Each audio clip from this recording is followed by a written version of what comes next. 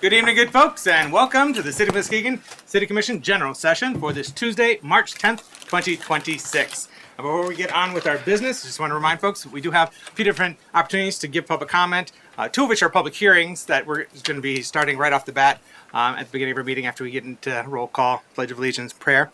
And then after that, we'll have public comment on agenda items. So anything that's on the agenda, you can speak up to 3 minutes. We also have public comment at the end of the meeting. That's general public comment, in which you can speak and share whatever you'd like with the City Commission, provide your input and perspective directly to the City Commission.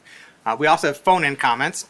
If you are going to be giving comment in person, I encourage you to complete a public comment form at the back of the room. They're on the table there. Please provide your name and home address. Note I will not be sharing your home address nor asking you to announce it. That's just for our records. If you are a City of Muskegon resident, I will be acknowledging which neighborhood you're joining us from, and if you're not a City of Muskegon resident, which other township, village, or city you may be joining us from. After we get through in-person comments, we'll be going to the phones and welcoming additional comment that way. The phone number for that is 231-724-6721. That's just so you have it ready. Please do not call just yet. When we get into phone and comments, we'll have the phone number scrolling at the bottom of the screen as well, and I'll announce that phone number additionally. All right. We're going to start our meeting with prayer, followed by the Pledge of Allegiance. We're going to be led in prayer by Pastor Dwayne Riley of Crestwood United Methodist Church. If you wish to join us in either of those activities, I ask that you stand if you are capable of doing so. Good evening, Pastor. Good evening. Welcome. Thank you for having me. I would ask everyone to bow their head as we go into prayer. Dear God, we thank you for this evening. We thank you for all that are assembled here on today. Now, God, we thank you for these, your servants, our mayor, our city council members, and staff. We pray as they face decisions that affect us all, grant them discerning hearts to govern justly and wisely. Give them the ability to work together in harmony, even during disagreements, but yet being agreeable. For the prosperity of our community, we pray for this city, we pray for this nation, we pray for this entire country. We just thank you now in Jesus' name, amen. I pledge allegiance to the flag of the United States of America and to the republic for which it stands, one nation, under God, indivisible, with liberty and justice for all. Thank you, Pastor. May we have roll call, please? Commissioner St. Clair? Yes, Mayor here. Johnson? Here. Commissioner Kilgo? Here. Vice Mayor Keener? Absent. Commissioner German? Here. Commissioner Jackson? Here. Commissioner Cochin? Here. Thank you.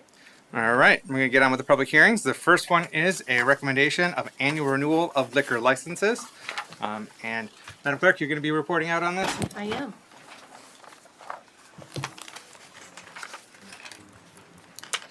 We passed out in front of the city commissioners a list of businesses. I should start first by explaining that every year we go through a renewal process for our liquor licenses, and the city commission adopted rules that the businesses have to meet criteria, which is that they have to fill out an application, they have to pay a renewal fee, they have to have a business registration, they have to pass fire and police inspections, they have to be up to date with the treasurer and income tax. And we did put a list in front of you of 6 businesses who haven't quite met those expectations as of yet. We did call them, email, and send a certified letter to each of those businesses as well. And we will be sending the resolution in if the commission adopts it or chooses to.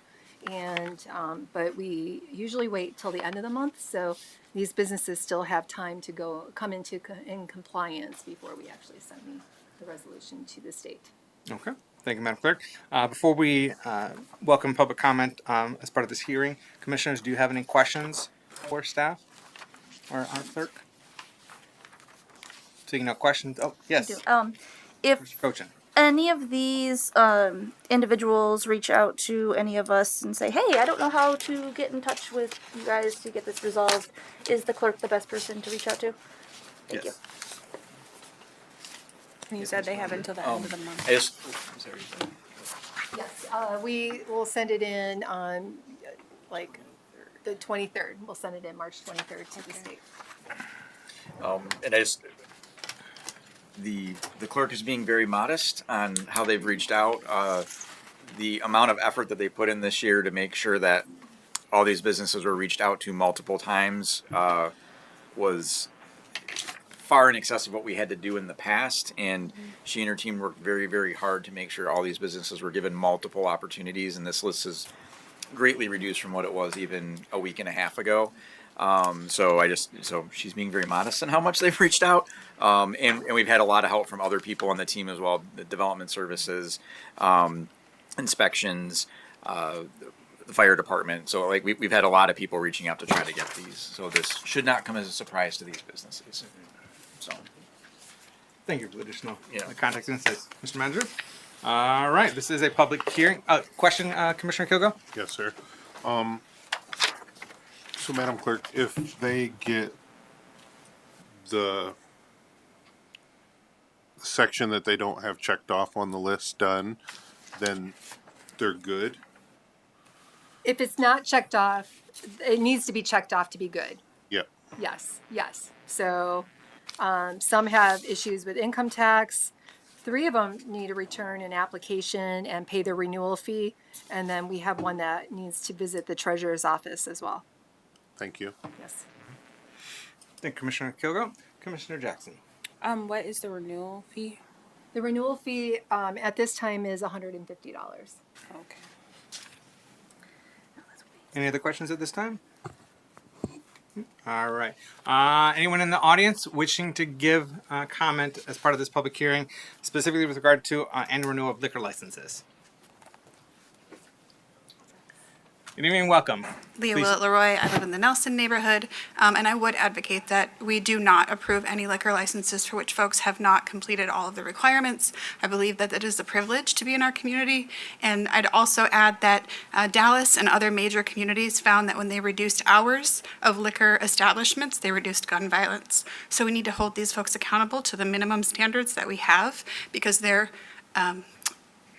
population in our community has effects, and so we want to hope that things are going smoothly, and if they can't do the minimum, then we certainly aren't going to be able to hold them to the higher standards that we should have for them. Thank you. Thank you, Ms. Willett Leroy. Anyone else in the audience wishing to give comment as part of this public hearing? No? All right, we're going to go to the phones. The number is 231-724-6721. This is a public hearing specifically with regard to a recommendation on annual renewal of liquor licenses.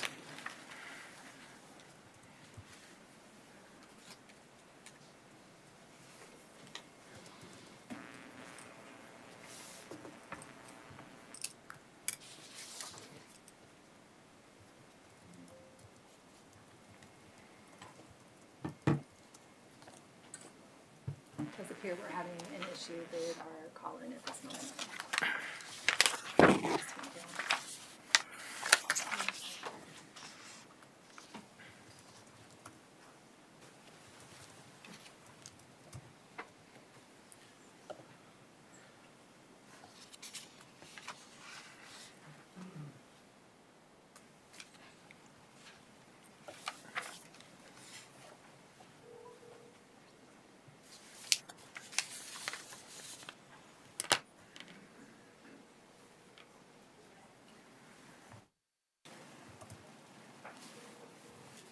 No, not going through. No, I can ask IT to reset it. Do you want it? I'm sorry. Yeah, to Okay. reset it, because Yeah. this is the first of several Yep. public comment periods this evening, so I'd like to get that resolved. It's unlikely anyone was trying to call in with regard to this public hearing, but I definitely would like to get that resolved ASAP for public comment on agenda items and our general public comment.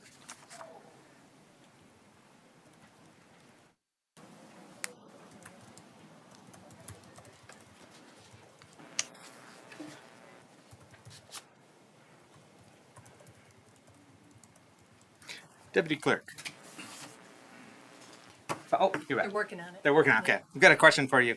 We're waiting on that, Madam Yes. Clerk. I was about to ask the deputy, but you stepped aside.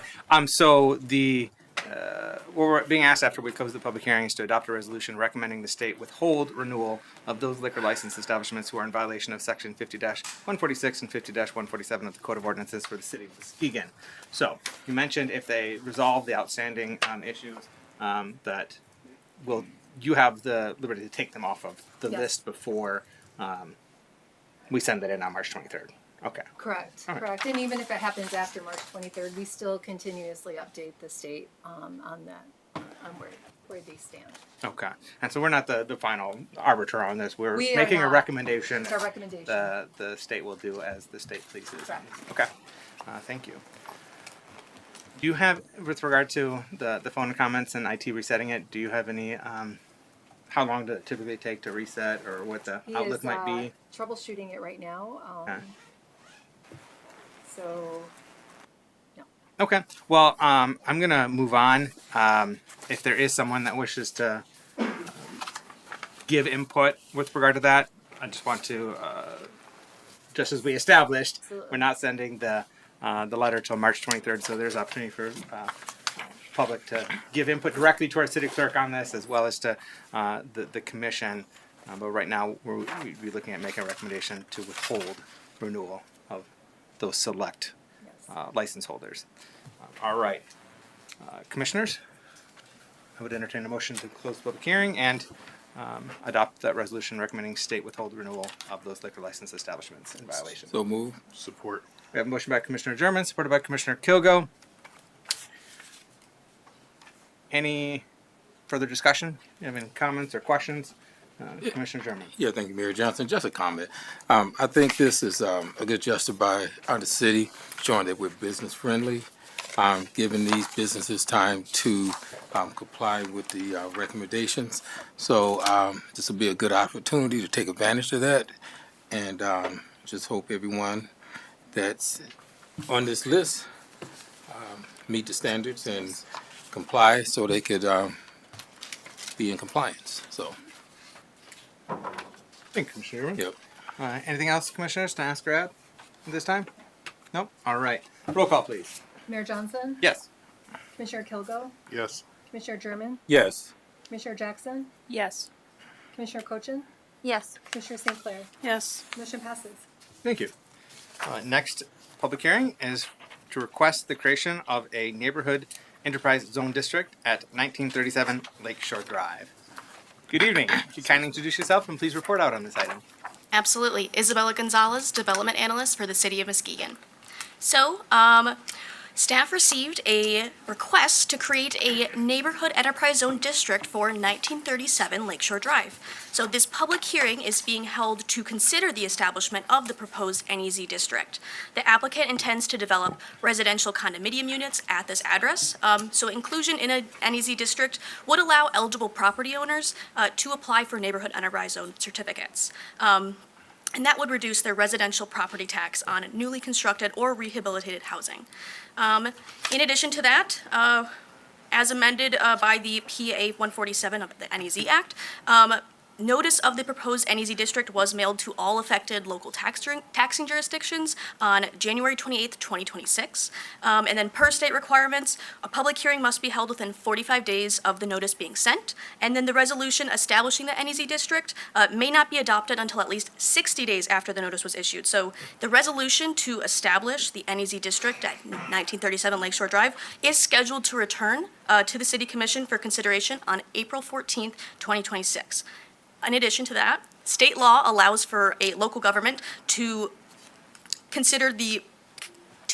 15% of their total land area as designated as NEZ districts. So the city of Muskegon is currently at 13.34%, and that is why we are hosting this public hearing, because they would remain within the allowable limit.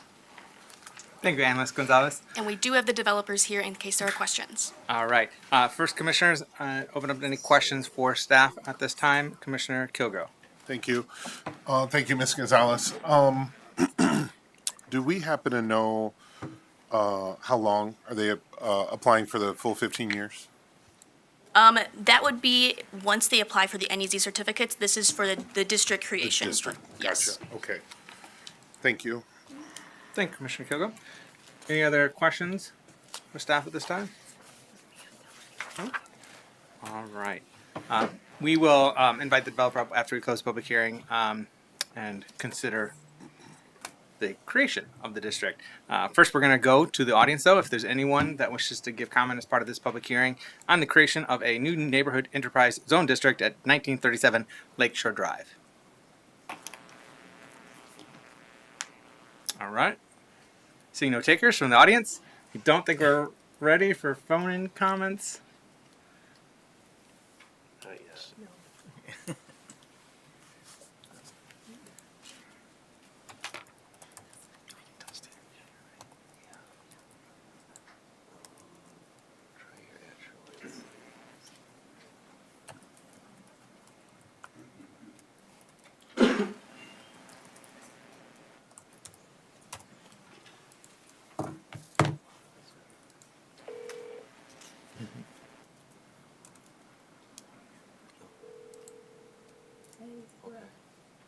Oh, it's working now? We're working again.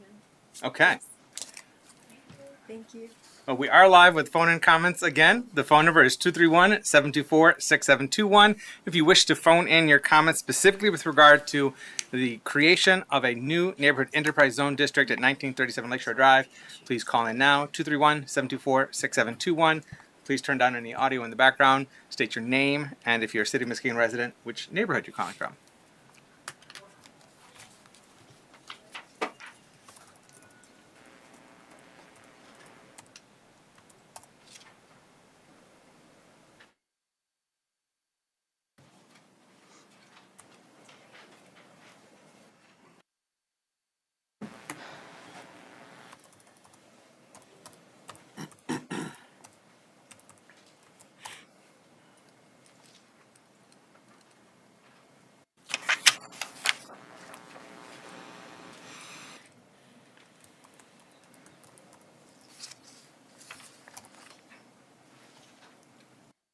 There's quite a bit of lag or delay. That's why I'm watching the screen. We just got to the point where we're sharing the phone number and me announcing it. So I'll give you a few more moments.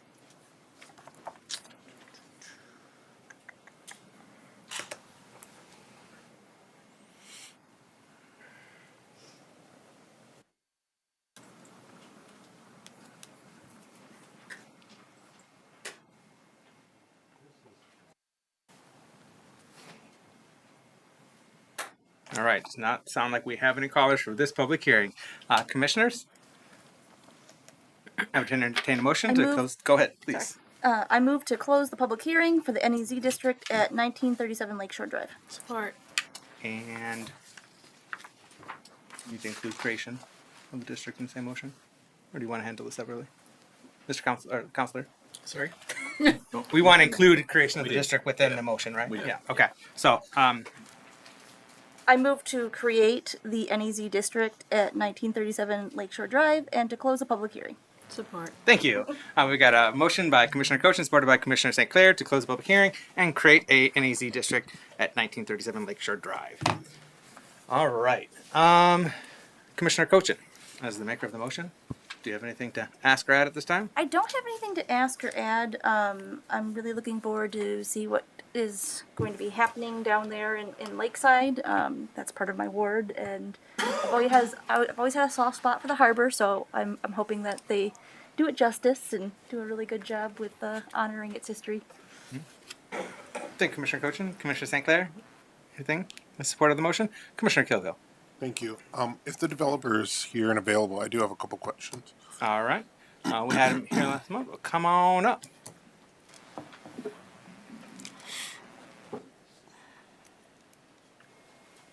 Please state your name and your organization. Yeah, Joe Bordon, Rangers, Engineers and Constructors. Good evening and welcome. Commissioner thank Kilgill. Thank you. Thank you, Mr. Bordon, for joining us this evening. I think I can say for the whole community, we're excited to see some progress there with the what was old turned into something new.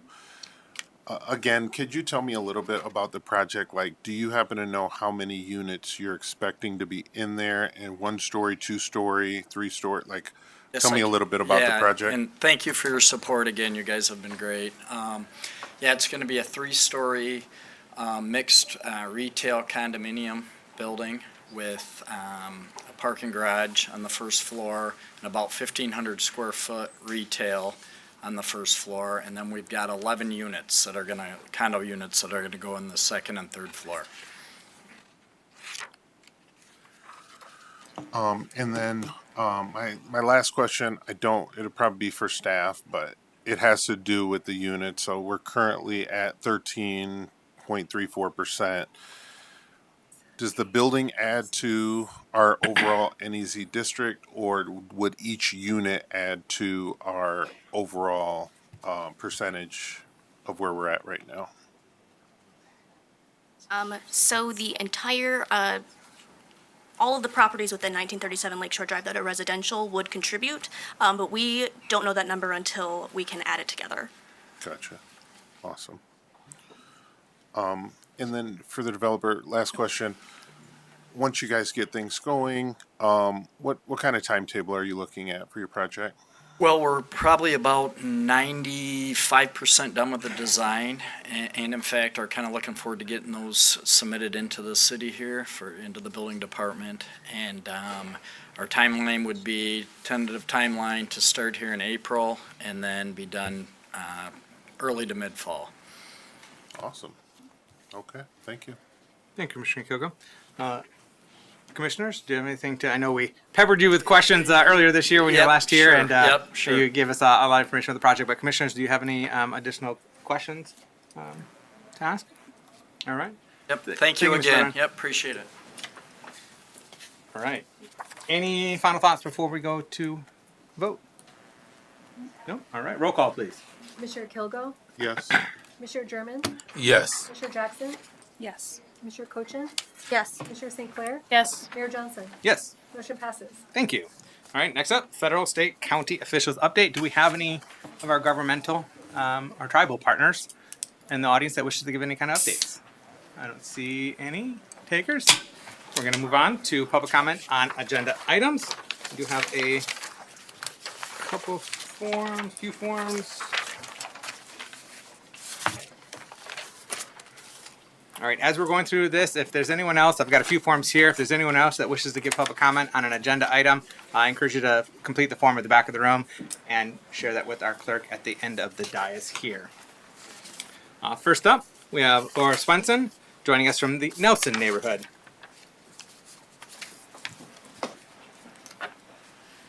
Good evening and welcome. You have up to 3 minutes to provide your remarks. Thank you. Number one, I want to say I'm going back to 2017 and on the city council. Ken, Willie, thank you for your support of helping our program get started. And what we're looking at is Richards Park, hopefully as a new location for Watch Us Go voting. It was originally, with the city's cooperation, if you recall, placed at Hartshorn Marina. And two things happened. Even though we got off to a great start, we got a late start in the summer of 2017, and I just want to mention Guy DeBoer was really instrumental. Some of you may recall that the city, the chamber, the county had spent hours and hours on a strategic plan for kayaking for not only the city but the county, and getting these programs started was a key part of that. So our second year, we were successful in getting 238 youth lessons, 24 adult lessons, 29 volunteers, 12 adult instructors, 9 youth instructors. Our cost for to get this done was $2,780. So I just want to say for $156,000 for Richards Park, for an ADA accessible launch, I would certainly hope that this facility and improvement is going to accommodate us for a very long time. We've gotten this far on volunteers and donations, and having a facility that's designed specifically. We had an ADA accessible launch for one summer, and it was incredibly useful. We had a lot of people, we were able to get them into the kayaks, but we couldn't get them out of the kayaks. So the ADA accessible launch really proved very, very valuable. And we have accessible launches up Muskegon River, and now that means that these people can actually get out when they come to Muskegon. So we are obviously very much in support, but we're also concerned. The city helped us move from Hartshorn Marina. It was amazing. We built this rack and then loaded it up and hauled it over to Fisherman's Landing. And no one thought about, when they took it off the truck, exactly how it was positioned. And it ended up that it was positioned, so that the kids had to haul the kayaks out into the parking lot. And of course, that wasn't a lot of fun with the motorboats coming through. So things that you think about, you don't think about when you first start. Oh, there we go. So I just want to say, when this is done, those kind of logistics, all those lessons that we learned, we hope that we can do better this time. So I just want to say thank you. And Ken and Willie, thank you for still being here. Appreciate it. Thank you, Ms. Benson. Appreciate you joining us this evening. Whoops. Oh, gosh, I'm doing really well. I need help.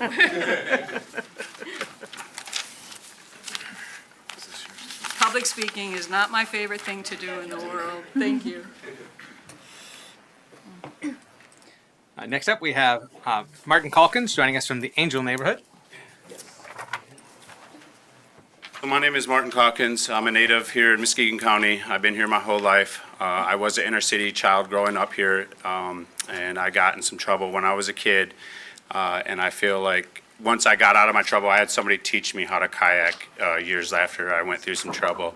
And with that being said, I wanted to be able to share that with everybody. The feeling that I got from the peace from being out on that river and being able to kayak was amazing. So with that being said, basically right now, I know what it's like to be the inner city youth here. Our heart goes, most of our whole team here basically, we want to inspire our youth here to basically, we want to lead these leaders to leadership. So with that being said, we would like to have a forever home for Watch Us Go Boating Muskegon. We think it's very critical to invest in our youth and to continue to invest in our youth. We think as of right now, we are bringing the ACA, American Canoe Association, here to Muskegon. We've been going through about 3 years of training now, and we're just finally getting wrapped up to be able to do the training with these kids and be able to have the certificates to do so. We also linked up with the Boys and Girls Club. We are working with them, and we also work with the Family Court, and we take kids out and get community service hours, maybe through picking up trash. Lately, it's been shoveling sidewalks, shoveling fire hydrants, and helping out the elderly. And then on Friday evenings, we also take families out on Friday night sunset paddles. So with that being said, we think it's critical that we get a forever home for this program, and we're looking to make that at Richards Park. So I appreciate everybody. I appreciate for everybody for listening. Public speaking is definitely not my thing either. So if anybody has any questions, feel free to reach out. I left a pamphlet for each one of you. And we'd like to share the excitement with you guys. So thank you for having me. Excellent. Thank you, Mr. Calkins. Yes, appreciate you joining us this evening.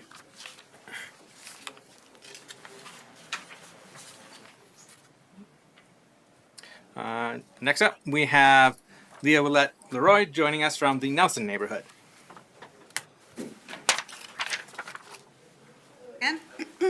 So I put on only a couple things on that form, but I have quite a few.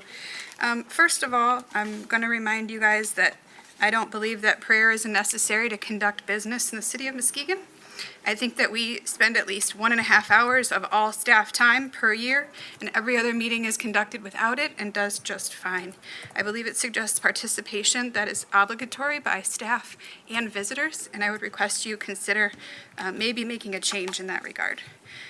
Other agenda items today, I think that we should activate Nelson Elementary however possible, so you have an option there to allow continued use by community kids and folks in the neighborhood at the gym and cafeteria space, so I would be in support of that. The Muskegon Lake Watershed Partnership also submitted in favor comments to Eagle for Richards Park. And I would add that in addition to kayaking, there's lots of opportunities to engage there. And the outdoors should in fact be for everyone. So by having dedicated kayak launches, we show people here's a place where you are welcome to kayak. And I would also recommend that we consider some PSAs showing folks here are the ways that you can engage with our natural resources in the community. And also here are ways that the culture needs to change, things that we should not be doing in the outdoors. For example, kids riding dirt bikes down the bike trail that I saw yesterday. So there's lots of opportunities to use these these new spaces to promote the outdoors and also show people how we can all work together to keep them up. Digital signage is also on your list. I would also suggest that while you're looking at this, you consider where else we can add digital signage. I think there's an opportunity to perhaps around City Hall, other places in town where folks are not using social media to get their news. They're out and about and they really are seeing these signs. We have also seen where digital signs have been used in our community to sow division, and I think that we really need to make sure to avoid that. And I think that that is everything. Thank you. Thank you, Ms. Willette Leroy. All right, next up we have Jeanette Hoyer joining us from the City of Northern Shores by way of Goodwill in downtown Muskegon. Thank Welcome. you. Thank you very much. I'm Jeanette Hoyer. I'm President and CEO of Goodwill Industries of West Michigan and Good Temp Staffing Solutions. And I'm really just here to thank the Commission for considering extending our temporary staffing services agreement. We are proud to provide a contract workforce to the city's Public Services Division, the Public Safety Department, the Farmers Market, and the Arena. And when you choose Good Temps, not only do you get an effective and reliable workforce, but you can also know that you're supporting the vision that everyone's got a pathway to meaningful and sustaining employment, regardless of the barriers that they experience, whether those be personal or systemic. And the mission that we change lives through the power of work. So thanks for being part of the solution. Appreciate it. Thank you, Ms. Hoyer. Appreciate you joining us this evening.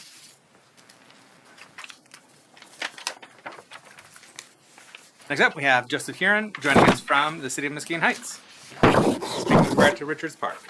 Good evening, and you have 3 minutes to provide your remarks. Hello, I'm Joseph Herron. I'm here on behalf of Watch Muskegon Go Boating, and I just want to say that the goal of the program has always been access to water, and so I really think it's great that this 88 kayak launch is going in because now another demographic in our community has access to that water. And like Martin and Laura had mentioned, we are looking for a permanent home for Watch Muskegon Go Boating, and we really think Richards Park would be a great fit, and we're really hoping to see that happen. Thank you, guys. Thank you. Appreciate you joining us this evening, sir. Is there anyone else in the audience that wishes to give comment on an agenda item or items this evening? No? All right, we're going to go to the phones. Call-in number is 231-724-6721. This is an opportunity to give input to the commission on agenda items only at this time. We will have additional public comment at the end of the meeting for general comments.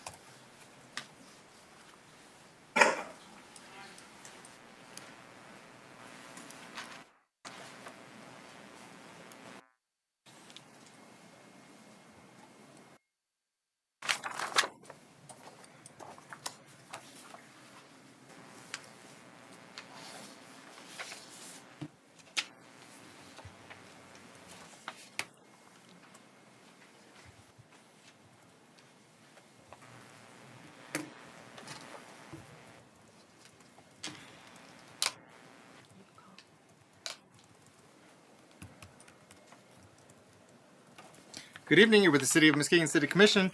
If you could kindly introduce yourself and if you're a city resident, which neighborhood you're calling from and what items you're speaking on.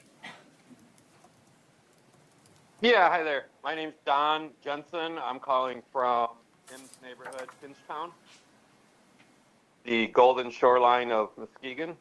No, just kidding.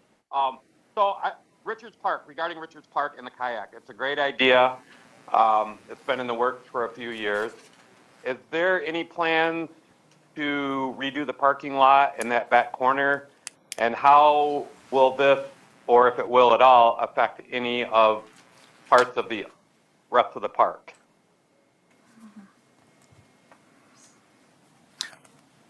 Is it you still on the line? Sir? Yeah, I'm here. What was that last part? How it affects the rest of the park? Yeah, so I'm wondering if, the parking lot needs paving or whatever, and if is that where the kayak launch is going to be? All right. Thank you. We're not going to do Q&A right now, but I just wanted to make sure I understood your question because the commission can entertain that and we can hear from staff as when we get to the agenda item. Do you have anything else to share with us this evening, sir?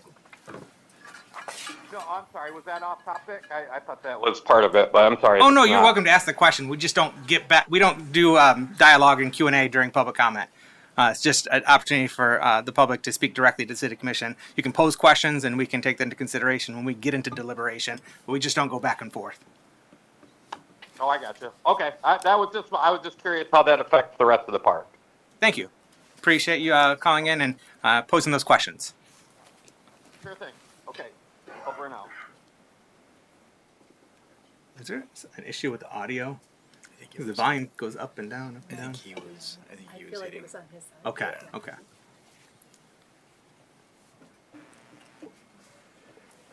Did we have anyone else trying to call in during that time frame? No, we didn't. No? Okay. We'll give it just another moment.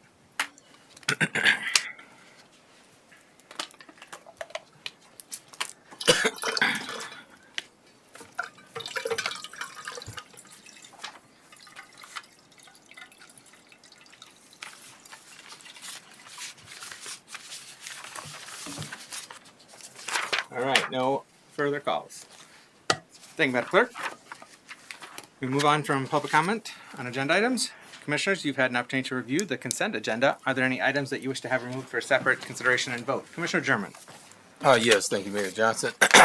Actually, I got quite a few, but I'm just going to leave some for the other commissioners. Start out with G, O, and P. And that's not for grand old party, I should say. Commissioner Cochin? Yes. Item E,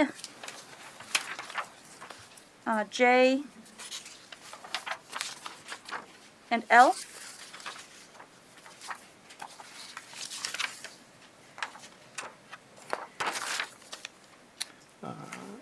Commissioner Kogo, did you have yours satisfied? No. Or do you have additional ones? Okay. Sorry, I see your hand, Commissioner St. Clair, but I saw his earlier. So, Commissioner Kogo, what? So C is in cat and K is in kite.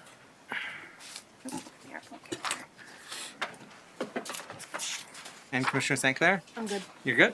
All right, thank you. It left me nothing. Commissioner Jackson, are there any other items that you wish to remove? You're good? Good. All right, thank you. Commissioners, I would entertain a motion to adopt the consent agenda as presented, minus items C, E, G, J, K, L, O, and P. So moved. Support. We have a motion by Commissioner Kogo, supported by Commissioner Cochin. If there's no thoughts to share before we vote, roll call, please. Commissioner German, Yes. Commissioner Jackson, Yes.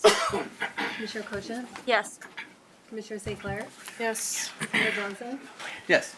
Commissioner Kilgo. Yes. Motion passes. All right, first item, C, mobile concession application, Pure Marquette Park for Chick-fil-A. Commissioner Kilgo.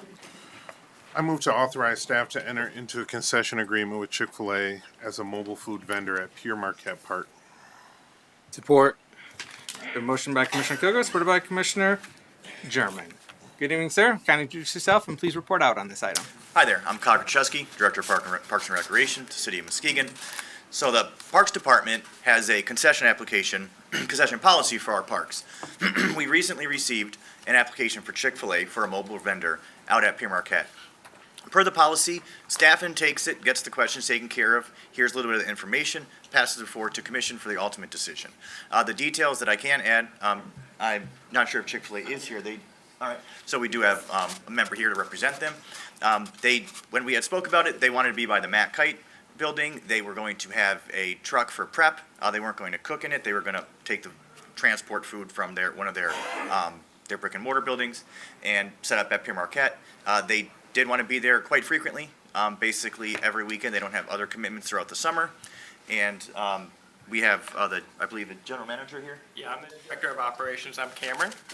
What we are kind of looking for is to just be able to set up our food truck, be able to serve the community, and to be able to kind of go there either just throughout the week or on the weekends, and to just be able to serve the community. Yep, so we'll open up to any questions or concerns that you have from the commission. All right, thank you. We'll start with Maker of the motion, Commissioner Kilgo. Thank you, Mr. Mayor. I really appreciate you being here this evening. And with all due respect to Chick-fil-A, great food. I just don't know that a bigger corporation like Chick-fil-A being at Pierre Marquette every weekend is something that our community as a whole is looking for. So for me, I don't see how I get past that without talking to more constituents in the community about how they would feel about a corporate giant, which Chick-fil-A is, respectfully, being at the park as opposed to a local vendor, a local smaller mom and pop who would have to go through the same application. They'd have to come in front of commission and we'd have to approve them as well. I get it. Some people don't even want the deck there and they're operating right now. But the people have come to love the deck. And if we're going to have other vendors, which it would be great to have variety, the deck is not cheap. You know, they don't have many cheaper options. They're a little bit more pricey. So it may be good to have some other options at Pierre Marquette, but I would just like to talk to more constituents in the community to kind of get their feel on how they would feel about Chick-fil-A being at Pierre Marquette every weekend. And not really the weekend because you all aren't open on Sunday, so really just Friday and Saturday, correct? Yeah, so it'd be that or maybe during the week on off times as well. But yeah. Awesome. Thank you. Thank you, Commissioner Kilgo. Commissioner German? Yes. Good evening, and thank you for being here tonight. As Commissioner Kilgo stated, you guys do have good food. Actually, chicken sandwich, November 19th, 2025 was the last time I ate meat. So I've kicked a habit there for a little while. Try something a little different. It wasn't the food, but I could understand where Commissioner Kilgo is coming from also. When we look at corporate entities coming in, but you do bring a variety and selection of diverse foods and things like that. So I'm not sure where I'm, standing on this right now. I believe in fair and equitable opportunities. I should say that as well. So that would not exclude me, looking at this in a non-biased decision or anything like that. Thank you, Commissioner German. Commissioner Cochin? Yes, thank you. First of all, thank you for coming before us today and asking us if we would consider this application. One of the things that goes through my brain is, as a former food service person, you're not going to have a facility on site where you'd be preparing food, but you would need to keep it fresh for 8 hours a day, and that kind of gives me pause from a food safety concern, especially being out on the beach in the extra heat. I know it can be very difficult to keep foods at proper temperatures when doing catering events for some shorter periods, but 8 hours is a very long time to commit to that. Do you have a plan for how you can do that? Yes, so currently with all of our large festivals that we're involved with, what we do is basically we have what we call like TMS bags that are heated for a certain amount of time to basically for food safety purposes. And so all that stuff is, we follow strict guidelines as a restaurant. So if we're out for 8 hours, we're bringing food more than likely every hour to an hour and a half. So it is not put food in and it sits for 8 hours. It is followed strictly through our procedures.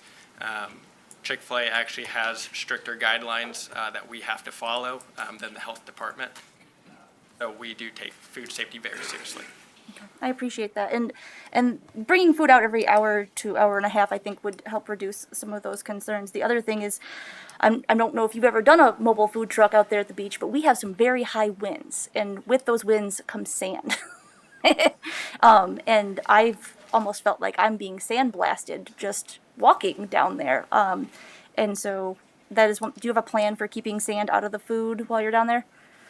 Yeah, I mean, all of our windows, we can easily keep them kind of shut. Also, everything is sealed into those here bags. We'll be bagging things as they get ordered, not prior to that. So we'll be able to keep all the food packaged and away from the sand. Okay, thank you.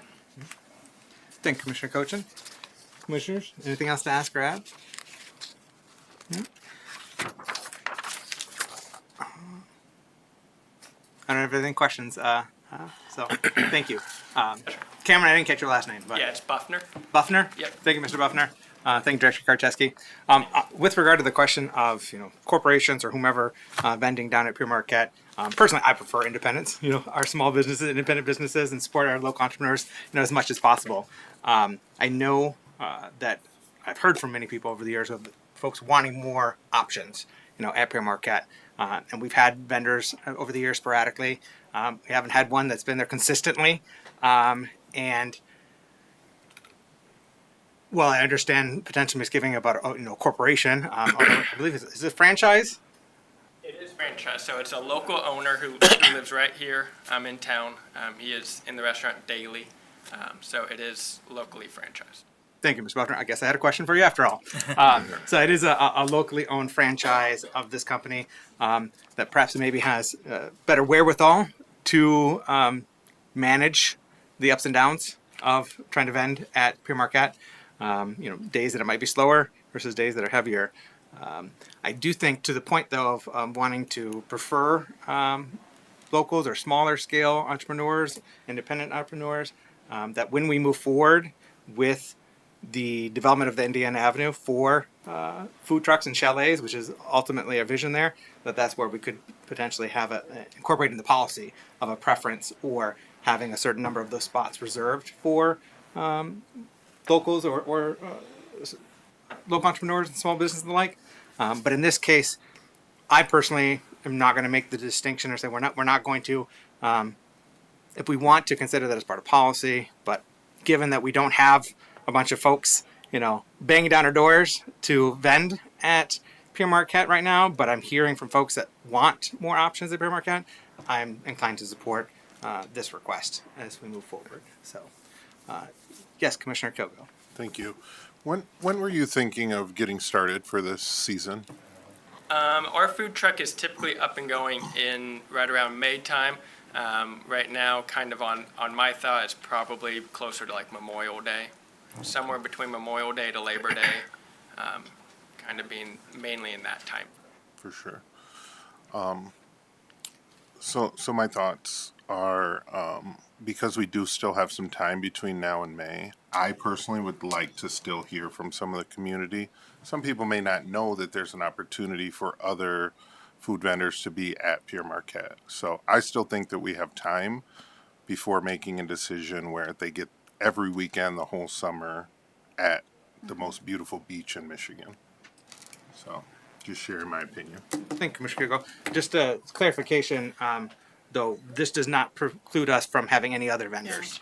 We still would be able to have additional vendors. This isn't one only vendor at Pure Marquette. So we do have that opportunity. And this could be a great opportunity to get the word out and communicate that there are opportunities to vend at Pure Marquette and in our park system. So I do see multiple hands. I don't think we've heard from Commissioner St. Clair yet, so I'm going to go to Commissioner St. Clair. Thank you. Personally, I don't choose to patronize Chick-fil-A for lots of reasons, but I don't think that that's going to be a factor in my decision because it's not relevant. We have a large beach with many opportunities and lots of people who come. I think that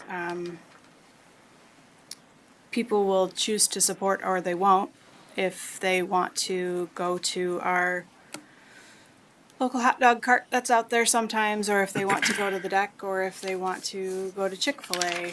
I think giving them the opportunity to choose what they want to spend their money on is something that we can leave to them. If we would not have this conversation about any other vendor, I'm not sure I'm not sure how much additional time we would need to invest in this conversation. I think we have a policy that we're following. If the community doesn't want it, they won't support it, and we will see very quickly that it's not a desired option at the beach. And I'm sure, being a large corporate entity, dollars are important, and if people don't spend their dollars there, then we probably won't see them again next summer, or even, from weekend to weekend. But I don't have any general concerns. I don't know that the bar should be set differently for this application than any other we see. Thank you, Commissioner St. Clair. I did see Commissioner Koshin and Commissioner German, but I do have a question actually for Director Karcheski. After all, because it jogged my memory, this did get briefly discussed at the Parks and Rec Advisory Committee. As I recall, and you let me know if it's accurate or if you have additional contact insights. But as I recall, there's some conversation, but ultimately the Parks and Rec Advisory Committee thought was not to treat this any differently than any other applicant. That is wanting correct. To vend. The positives that we saw was revenue, and we also haven't had much success out there with vendors. And we also, I want to say, in the 3 years I've been here, I've received 4 or 5 applicants. So, as one of you stated earlier, people aren't really knocking our doors down to be a beach vendor. Mm-hmm. And they just, also the idea of $12 or $10 lunch out there, if you're already out there. And being at Matt Kite, we thought being by Lake Michigan Park and the new plaza we've established might be a new opportunity. Thank you, Director Karcheski. Commissioner Coach and then Commissioner German. Thank you very much. That did kind of spark some thoughts in my brain as well. I would echo that sentiment. I did put this up for my office hours and in my ward, and I did not hear anything from anybody, but a lot of times people aren't watching for those per se. So I would like more time to talk with people about it, because there's another component to all of this, which involves waste, right? Like, we have a lot of wind out there, and anytime we're talking about adding waste to that area that could blow away, get into the lake, that gives me concern. So I do kind of wonder if the developer is planning on using any sustainable packaging for that, the food that they would be vending, or what their plans are in that regard. I can definitely pass that with the operator, the owner, and see if there's some different things that we can do with our current menu and what Chick-fil-A. Yeah, I would appreciate that, because our trash cans out there are open. Even though they get empty frequently, you still will find trash blowing around, and I would really hate to see somebody out there weekly vending and creating more trash unintentionally and it getting into the lake. And then the other question I had was for maybe the director or Mr. Manager. Why do we think we have issues getting vendors out there? Is it related to a policy that we have, or is it related to fees? Because I remember seeing other vendors down there in the past, the Hawaiian shaved ice people and the lady with the hot dog cart, but I have not seen anybody in a while. And so it just kind of makes me wonder, do we have a link missing in the chain where people can apply or something like that? I only hear from those who are interested. Mm-hmm. So I guess I would say this isn't something that we necessarily go out and advertise a lot. It's as people come to us. There's a lot of things going on throughout the day, throughout the year. It's not something that we go out and actively advertise on. Mm-hmm. So I think so as they come in, per the policy, we bring them to you guys for consideration, and kind of move forward from there. Okay. So. All right, I appreciate that. As I recall from past conversations over the years about mobile vending, because our policy has evolved, including the fee structure, is that it's been challenging because the weather is so hit or miss. We could have a great weekend, could have a crappy weekend, in terms of weather. That can be challenging, to operate a business consistently there and be supported. And we used to be didn't have a fixed fee and it was just a percentage of gross receipts, but that ultimately resulted in vendors not showing up consistently. If they had a more lucrative opportunity elsewhere, or the weather just wasn't the greatest, and like, I just want to show up. And so the city opted and commission chose to establish a fixed fee as well to incent them to be more consistent and showing up to vend and recoup that cost, that fixed cost. Commissioner German? Yes, thank you, Mayor.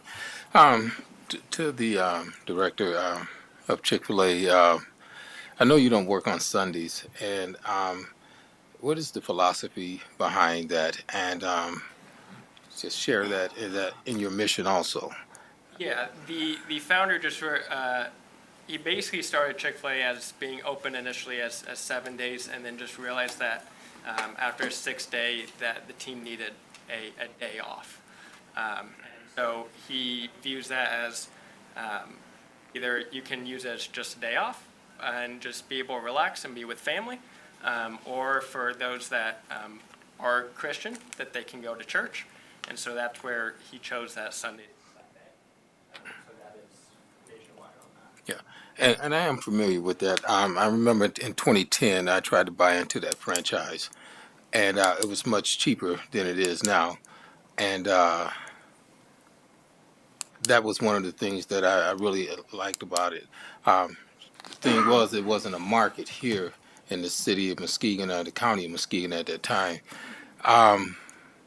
To the point of that value and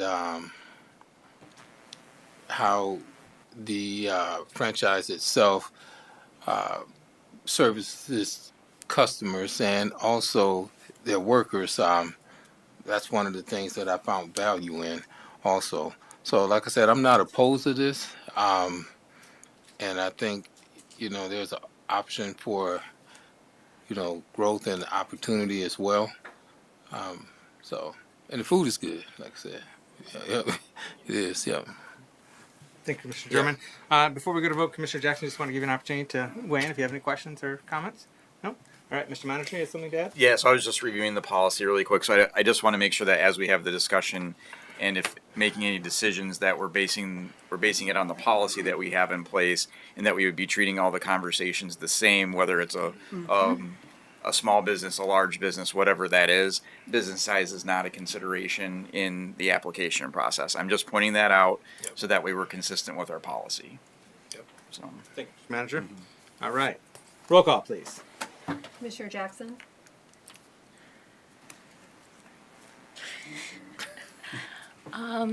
Yes. Commissioner Cochin? No. Commissioner St. Clair? Yes.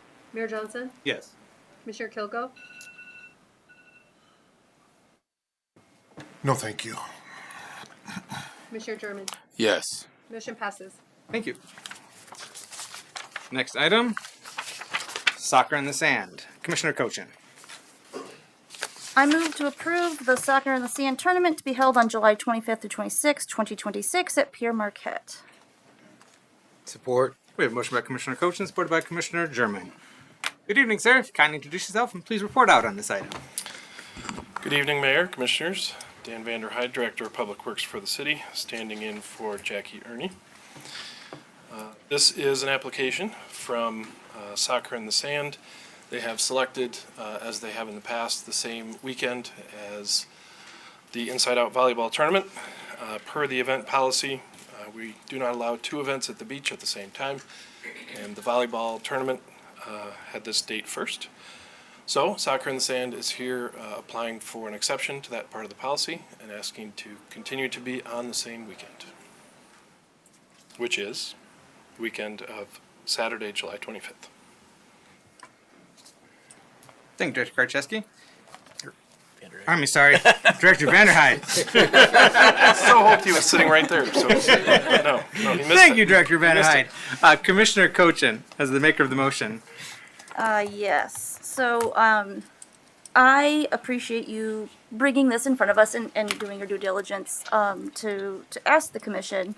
I felt like I was pretty vocal about this last year and pretty firm that they needed to have their own transportation set up. Otherwise, this year, I would not be saying yes. Did we have that conversation with them when they came back again this year? We did, and I believe the event is here. Yep. And they may be better suited to answer that question. But yes, we did have the conversation. Okay. And as director of DPW, I'm sure you're aware of my computer. My typing skills were not as fast. What other events do we have going on in the city of Muskegon that weekend? I'm not exactly sure off the top of my head which ones, other than the two there at the beach, soccer at the sand and volleyball. Okay. I was fairly confident that it was the Rebel Road weekend, but I could be wrong. No, it's the weekend. It's the weekend before. Okay. So I am wrong about that. All right. I don't think I have any more questions for you at this moment. Thank you very much, sir. Before we call up the applicant, let me go to Commissioner German or any other commissioners that have questions for Director Vanderhyde. Any? Okay, thank you. And thank you, Director Vanderhyde. I might have missed that. What is the other event that's going on that same week? It's a volleyball tournament put on by, Inside Out. Okay. Which is an event that happens over several weekends each summer. Okay, so is the volleyball event on both days, the 25th and the 26th, or just that whole weekend of, just that one day? I believe that the volleyball tournament is both days as well, although both events are reduced on Sunday compared to Saturday. Okay. And I guess this might be a question for the customers or the parties that's interested in the soccer.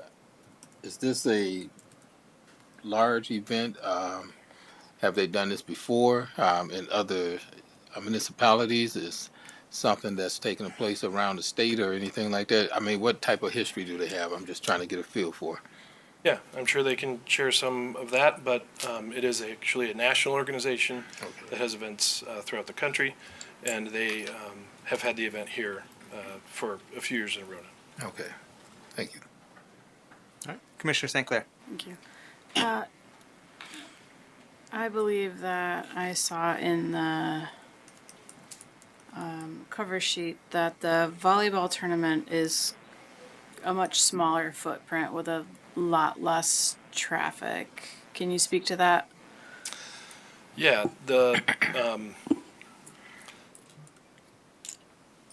we, as staff, were aware that this event or the combination of these events is noted in the community for creating parking and access challenges at the beach. I think what I would say about that is that the reason we're here is because there's a conflict between the two events in terms of the date that they want.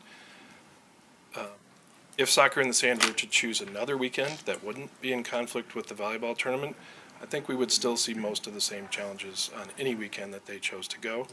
They're a large draw, and we only have 2 ways in and out of the beach. So the problem isn't actually that it's 2 separate events.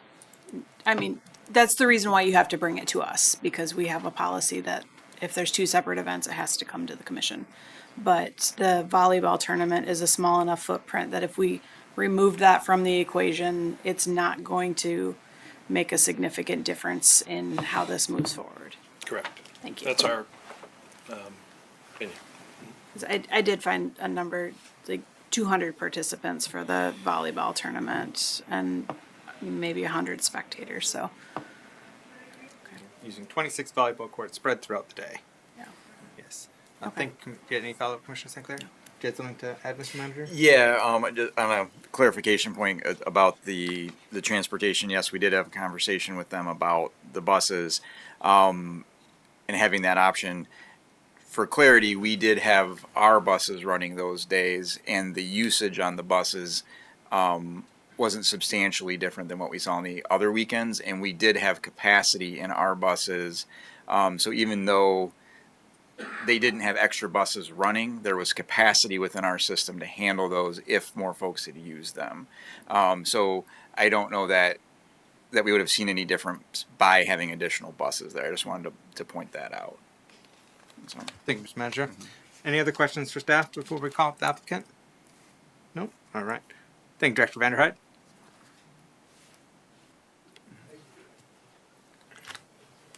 Kindly introduce yourself. Hello, thanks for having us. Scott LeMay, and this is my wife, Holly LeMay.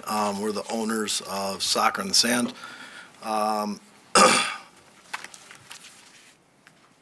I think there was a couple questions. We're excited Yeah, to would you, answer. before we get into the questions, is there anything you wish to, share or present on your organization, the event, what you're looking to bring back there, Yeah, and we how it are- may have evolved or you intend on evolving from previous years? Absolutely. We are absolutely privileged and excited to be in Muskegon. The date, one of our biggest events, Soccer on the Sand's been around for 20 years. We're celebrating this summer our 20th anniversary. The company was started by my brother and myself. So with him, this is our team. So it's small, but we are nationwide.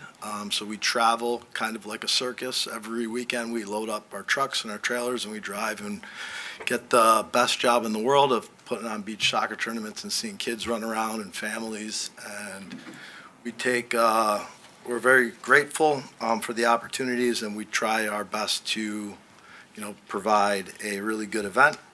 For Muskegon, we had 115 teams last year, and with a roster size of 8 to 12 players.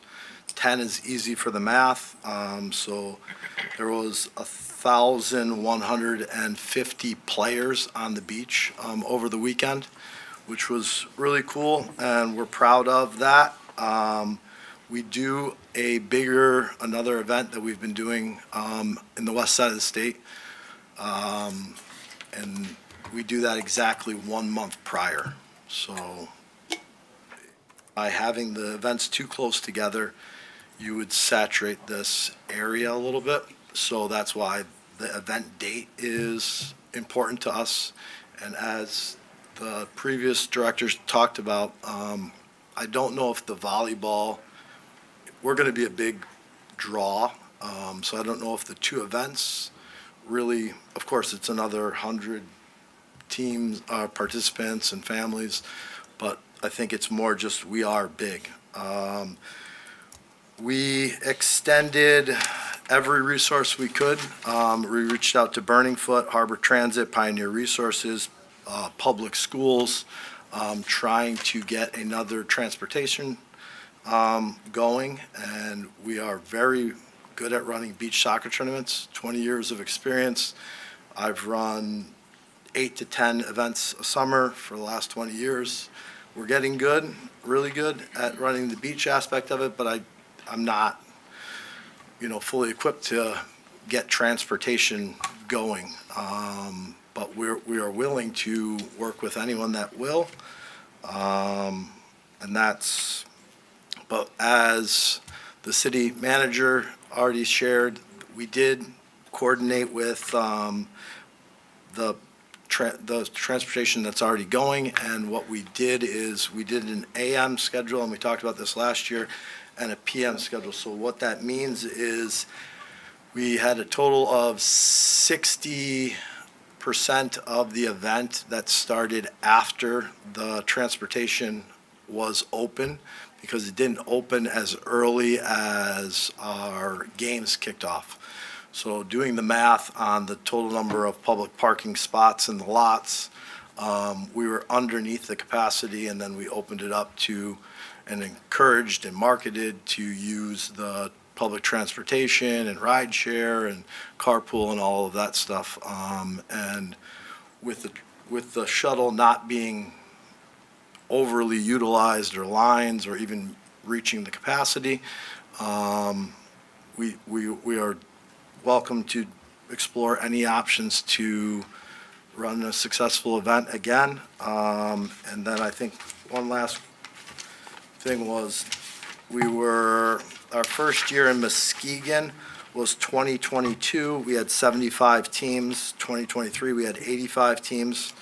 2024, we had 105 teams, so it's been slowly a 10, 15 team incline, and we've done that because we didn't want to just come in and overabundance. We're not excited about capping the event, but if there's a number that is deemed, we wouldn't ever welcome more teams than we feel like the whole footprint could, entail. I'm a teacher. I just got done teaching, get in our car, drive out here, excited to speak with you guys. Like, we're not trying to make money. We're trying to provide a fun opportunity, and then, I have to feed my family, but we're not getting rich. So Thank you. I hope that didn't come off the wrong way. I'm with these guys. Public speaking, I'd rather be running around on the beach. But I'm so We excited provide to a be really here. fun family environment for kids to come out. Families are outside on the beach playing soccer. It's a World Cup year, so I think it's an exciting opportunity to have kids out on the beach doing something that's hosted in the U.S. this year. Just to put something in place with that as well. Thank you. Commissioner Cochin, you had a question for the applicant, and I think I saw your hand, Commissioner Kilgo. So we'll go to Commissioner Cochin first, and then Commissioner Kilgo. Okay. Thank you very much for doing something that is really great for the kids. I really appreciate that. I signed up my little one for soccer with our Parks Department for the second year this year, and I'm really excited to see her bounce around and look the wrong way when the ball goes at her.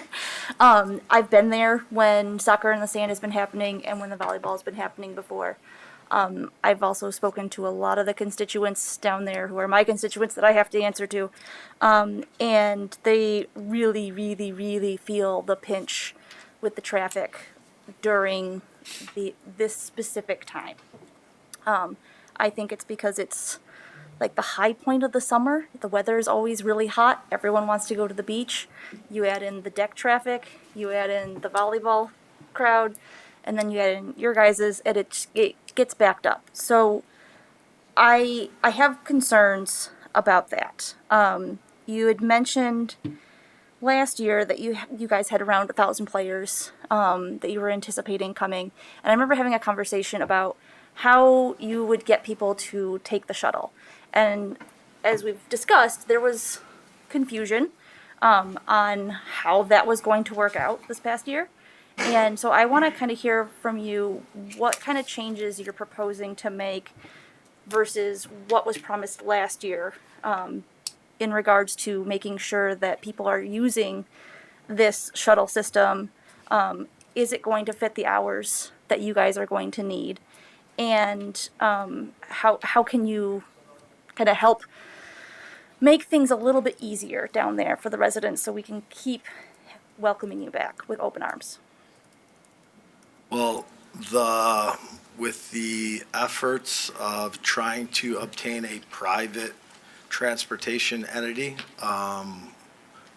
I couldn't have exercised any extra efforts. So with complete clarity, if I don't know that the event needed the transportation, and I wasn't able to deliver any extra transportation than just the traditional transportation that is offered. I don't know what it necessarily does to the traffic. There's one way in and one way out. So, Holly? I think that we can, the buses started at 9 a.m., I believe, or I don't remember the time precisely. I believe it's noon. We can adjust that start time a little bit if we needed to help. And then I guess on our point, I would say that maybe this year we can we exhausted a lot as far as like asking people to take the bus. We can do a better job of that. We provided, we submitted in our application like a map to all of our customers that showed where the drop-offs were and where the fields were. We asked everyone to take the shuttle. We can continue to do that, not only within like our customers that are applying and like the person that actually submits an application for our event and we accept it, to do a much better job of getting this out to them. And then again on social media and within any email communications that we send out to make sure that this is pushed out even more for them to understand that it's an important piece for us to continue to stay in Muskegon. Our customers are like 90% return customers. They're very, very loyal to our events because once they come, they love it. So I know that they want to be back in Muskegon. So I think if we make it important for them to see this and that this is important for us to continue to be in Muskegon, that will make an impact. Yeah, I would appreciate if you could stress that, because the traffic can get backed up by miles. And so it can create concerns. There's been concerns about safety with if there's like an emergency, can the ambulance get through? And we know that they've said that they can get through, but it's not as easy, right? So that it creates situations that could be dangerous, and I don't want to see anybody getting hurt. So the busing system you're currently offering to use is our busing system that we're proposing at this moment, correct? Correct. Okay. And it was not at capacity, so it sounds convenient for me to say that we don't need more transportation. Transportation, or the parking's not the problem. But we found out that it wasn't the the parking is not the problem. It's everyone's, using that main in and out before the event. There's a lot of people at the beach that day, so there's a lot of traffic, but we were really happy with the way the event, all the feedback we've gotten, so. And if you're not from here, you might not be familiar with it, but I've gone out there to try to get dinner at the deck before, and you circle. You circle and circle and circle. I'm a resident. I live here, right? That's what that traffic is people coming in trying to find a parking spot. And so this is what I want to make sure that is heard, is that the shuttle portion of this is very important. I do have a question for Mr. Manager.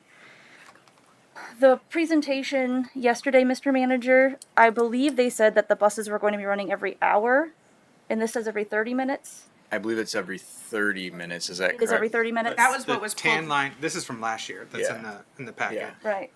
Tan line is every 30 minutes, town line's every hour. The town line is every The hour. one- Okay. yeah. Okay. And so, in order for people to park in Lakeside and get back, get on the shuttle, they would have to take the tan line to the beach circulator, correct? The town line. The town to The line. town line, yes. Yes. What was Town last to year? tan. Last year was Town the to line. tan, This yeah. year we're calling it the town line. But the one that goes, along the shoreline from downtown East End to Pure Marquette. Right, That's okay. the town line, and that's the one I believe, as presented last night, is running on the hour. Right. And then the circulator at the beach, connecting all of our Yeah. beach parks, is on the half hour. I would want to make sure that we have updated information for them, for their people saying, that they would have to switch lines so they know, it's not going to be every 30 minutes if you're waiting out there for the town line. Yeah, and just to be clear, you guys haven't approved the schedule yet for the buses, so we can't provide that information. But That's once fair. once we do, Once we get can it do that. Yeah. set in stone. All right, thank you very much. Thank you, Commissioner Coaching. Commissioner Kilgo. Thank you. Sometimes people call me petty, but people are going to call you what they call you. So now that we have Pure Marquette sponsored by Chick-fil-A, maybe you guys can get like McDonald's to sponsor an extra bus or something for you. I'm just kidding, but I support Soccer in the Sand 100%. What you guys do for the kids is awesome. My question for you is, would you say the majority, all, none, most of your players' parents, families that come to the event for Soccer in the Sand, are they residents, or are they like local, or are they most of them visitors to Muskegon? 40%, I think, are local. Okay. 60% are coming from outside. And the other event that we do in June, exactly 1 month before this, we have 400 teams. Yeah.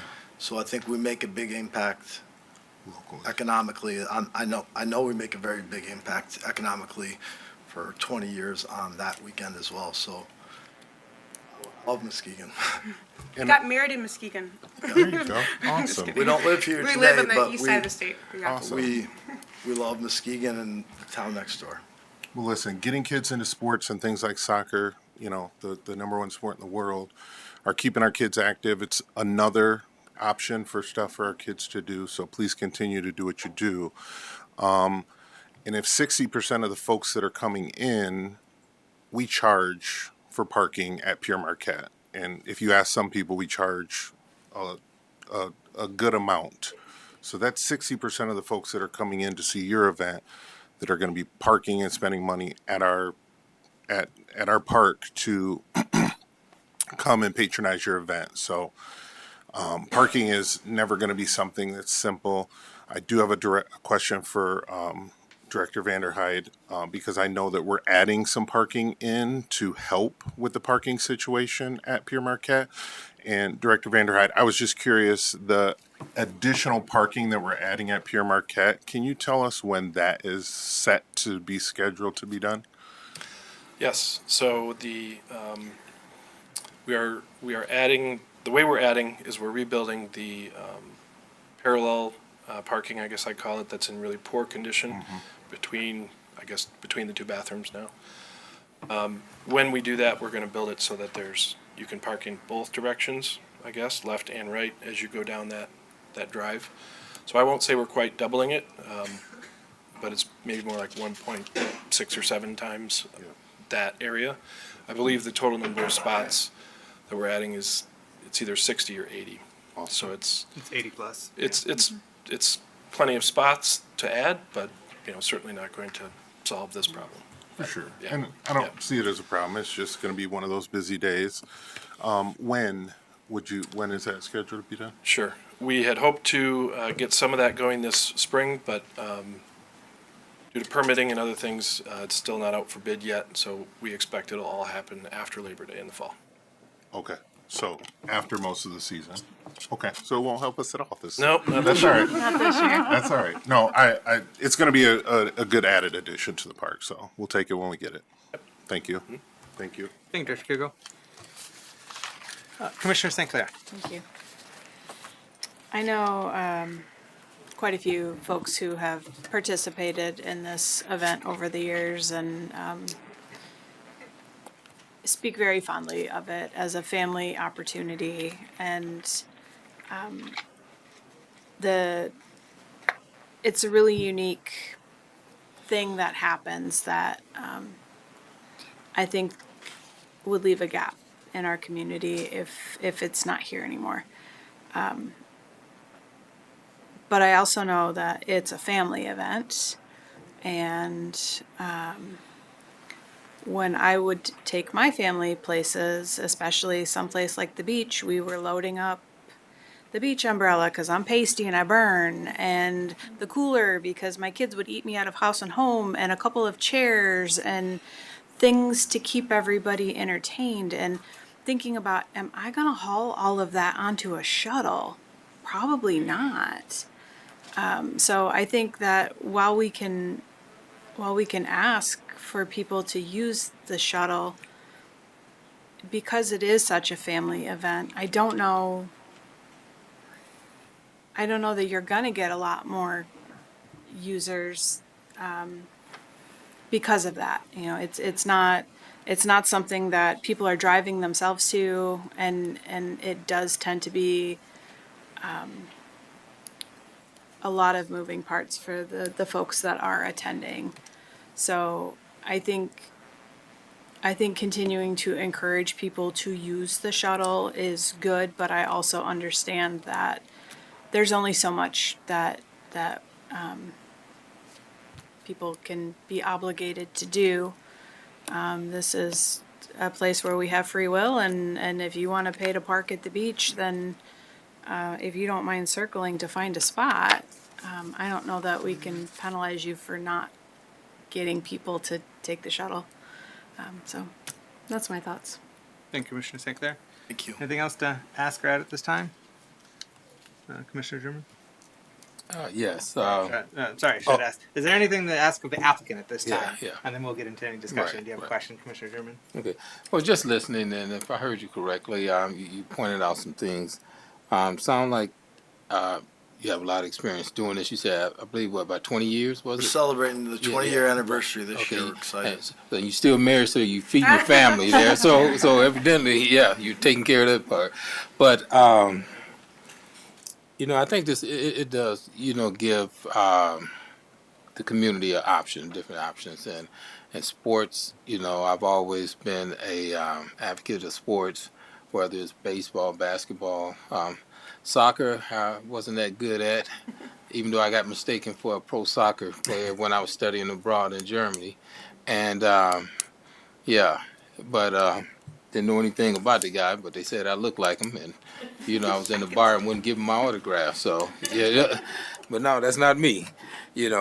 But for the most part of it, I could see if things was adjusted, and maybe it may be some wiggle room where this could be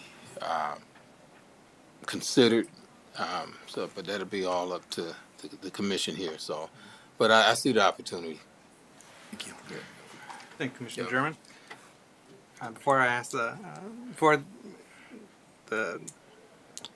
we get on to voting, is there any additional questions for the applicant? All right. Thank you.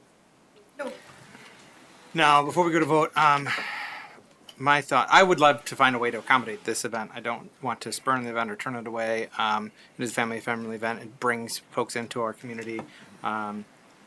And so I'd like to see it continue. But at the same time, there are legitimate concerns around traffic and parking and impact on our neighbors and our community. What I'm seeing, I'm not seeing enough of an evolution from last year of how we learned, how we've taken into account what happened last year and looking to improve on it this year. And so I would like to have heard that more. I would like to have seen that included in here. Like, okay, this didn't work out last year, so this is how we're going to approach it this year, rather than saying, well, we'll got the shuttle. I mean, when we last year permitted this and said we'd like you to look at providing transit options and encouraging your participants and attendees to use it, we didn't have our shuttle service yet. Like, we hadn't adopted that. It was just in concept. And so I didn't expect them this event to just only advertise ours. I expected them to provide their own. Certainly ours could serve as complimentary. Understandably, there was capacity still.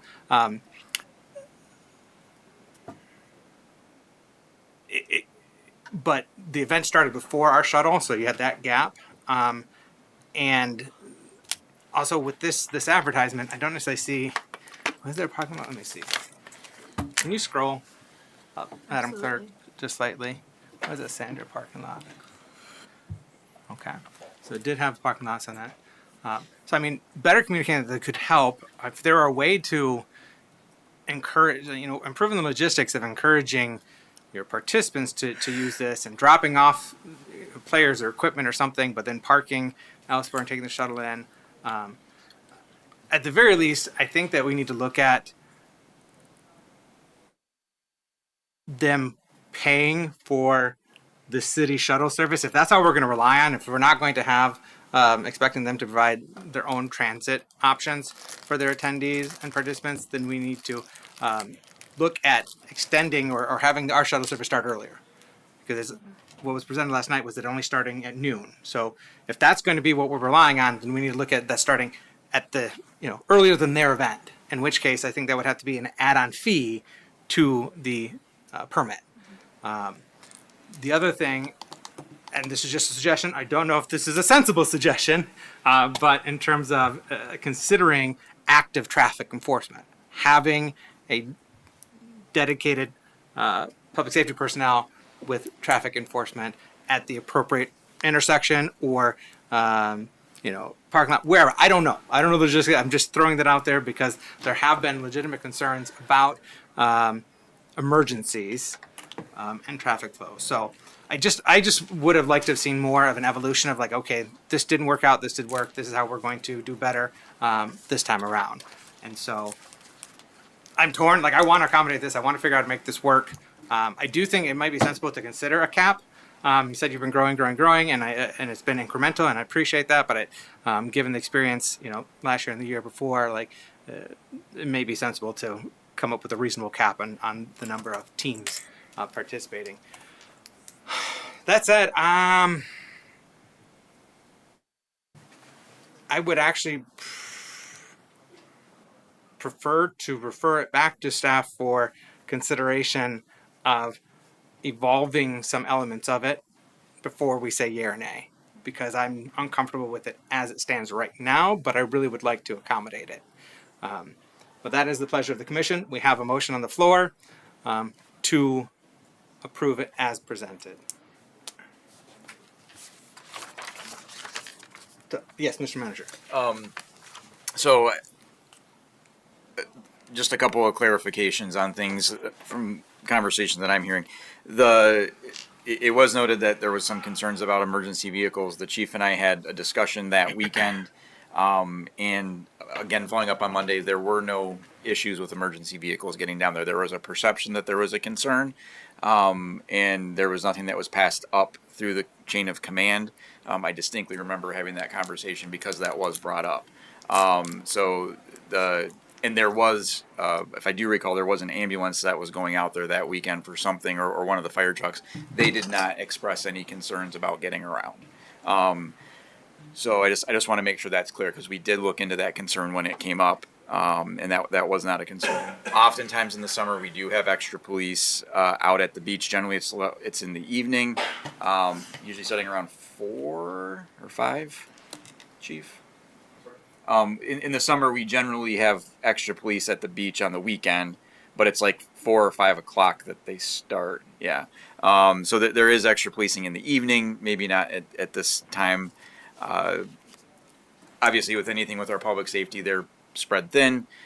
So if it's extra overtime or things like that, we can post for it, but we can't always guarantee it. And also, if there's other emergencies in the city, we got to make sure that we're being cognizant of that.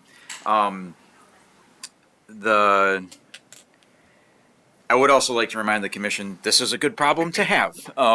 Events wanting to be here, people wanting to come here, the tourism sector growing. This is something that Muskegon has wanted for a long time.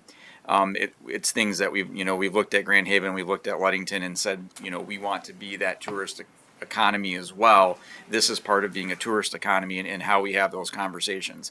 I'm not saying one way is the right way or the wrong way. I'm just making sure that we're having that as a reminder as part of our conversation as we move forward, and how that impacts a variety of other things. So, if the commission does want to send it back to staff, I do think we could have some conversations. I don't know what the timelines on the deadlines are and things like that. I don't know if Director Vanderhyde can fill in on that. Yeah, we could talk to the event about that. I guess I would want to be clear that staff would need some pretty specific direction as to what to discuss with the event, because our role in this process is to bring conflicting events to the commission, not to negotiate with events, outside the policy. I would like to, from my perspective, I do think staff has the opportunity to negotiate that based upon feedback received last year. And if we do refer back to you, give you some specific feedback now on what to negotiate. But it shouldn't be for us to negotiate from the dais. Throwing out some ideas, suggestions. I do think at a minimum we need to look at the shuttle service starting earlier, and them paying for that accordingly. But Commissioner St. Clair. If this wasn't a conflicting event, would this have come to the commission? Thank you. So it would be no concern at all if there wasn't another conflict. Correct. All departments approved it. Thank you. Because it's a returning event. Correct. So, yes. All new first-time events come to the commission. Commissioner Koshin, then Commissioner Kilgo. And we need to wrap this up. Yeah, well, we got so many other items. That's what I was going to do. You talk to Commissioner Coco. Oh, Commissioner Kilgo? Yeah, I'm just thinking that if you could do any, again, I'm in support of approving both. I think that we can handle both events. It might be a little busy, but if you could tell both events, even if volleyball was first, to please encourage your participants that we have extra parking options available, including downtown and getting on our shuttle, including this stop, including this end of the beach and that end of the beach, because we literally have a cross beach shuttle now also. So there's different options for parking as the day goes on. It's going to get a little busier. You'll have peak time, and then it'll die down because people are leaving or their tournament's over. Not everyone stays there all day. You know, if they're eliminated, they're probably going to leave because their feelings are hurt or something, you know. So I just think telling both events that we would appreciate it if they spread that, you know, like encourage their people that there are more options. But I don't think that we should charge either event more because we're getting money from the people who don't have parking passes and they're buying the daily, or you know, they're buying a seasonal because they love it there so much, maybe even. So that's just my thoughts. Thank you, Go. Thank you. Commissioner Cochin. Yes, I have 2 points to make, and then I'm gonna make an amendment to my motion. One, we don't actually have the beach shuttle approved yet. So it's not running, and the ask last year, and again the ask this year, was that they find funding and get their participants to use a shuttle service. I completely agree with what Mr. Mayor said, and what Mr. Manager said. It's a good problem to have. I like the soccer. I think it's a great thing to have. I don't love that we're trying to do this again on the same day as a second event, especially down there, and that's the whole reason we have this policy, is because of these two events specifically and the impacts on the neighborhood and the traffic down there. So I think that's something to consider, is the fact that we don't actually have a shuttle service that has been approved. I'm fairly confident we're going to approve it because I know the commission, but I don't know for sure. And so what's proposed in front of me, I think it still needs more work, and I would agree with Mr. Mayor. I would like to amend my motion to punt this back to the city to continue communicating with the customer on potential other solutions based on tonight's conversation. Support. Council. Did I say that? No, wouldn't No. be amendment. No. Maybe a table. Table it. Table? Oh, table. Okay. Oh, Refer table. back to staff. Yeah. All right. Because we approved the consent agenda and it was on the consent agenda, correct? No, No, it's been this- pulled this- from it was the pulled- agenda. this was- Right now, there's It a was pulled motion from the to approve consent the soccer agenda. and sand That's what I'm tournament to be saying. held on July 25th to 2026 at Pier Marquette. So, During a pending motion, you can have a motion to table the pending motion. yeah, table and refer. But the motion maker can make a friendly amendment, can amend They their can, yeah. motion, yeah. Yeah. And I think that's. and you That's made- what I'm trying to do, yeah. You made the motion. Yes. Yeah, okay. Yep. And she's just amending the motion to. Yes. To table. Just restating the motion, essentially, to now table it. Yes. Would you prefer an additional motion be made to table it beyond the original motion? Is the motion you're looking to do the motion to refer back to staff then, instead of a motion to approve? Yes. Yes. Is it okay for just to restate, or do you want us to have a separate motion to table and refer back to staff? I think it would be appropriate to have a motion to table and refer back to staff. Okay. So we have an additional motion to table and refer back to staff that was supported by Commissioner German. Mr. Manager? Yeah, just a point of clarification for the applicants. If this was to get tabled and you work with us, what does the timeline look like for you guys as far as a planning perspective to be able to get information out to your participants? Like, what's the window we're working in? Is it 2 weeks? Is it a week? Well, the next meeting's not till the 24th, which we'd have to have everything done by Tuesday. Or are we looking like we could look at it on the April 14th meeting? What does that look like for you? I just want to make sure that staff has a good idea about what that timeline is, because I know that your folks are looking for things like making reservations and getting plans going. So I just want to see what the expectation is. So, is the 14th of April too late, or do you think this is something we can get done in a week? Okay. Okay. Is that Dan? Is that, or Director Vanderheiden? Is that? Oh, Yeah. okay. Okay. Okay. So we got a motion to refer this back to staff, table it and refer back to staff consideration with the expectation that it's going to come back to us on April 14th. As clarification, if this motion fails, the underlying motion still Okay. is for consideration. So to speak to your question earlier, Director Van Heiden, of some specifics. So like that's looking at the shuttle service, whether it's a separate one or the one that we are bringing forward, starting sooner. And it would need to start before their event, not just at the time of the start of their event, in my perspective. I do think it's reasonable for that cost to be passed along, since we'd be incurring that cost for additional hours. Same thing we do with DPW.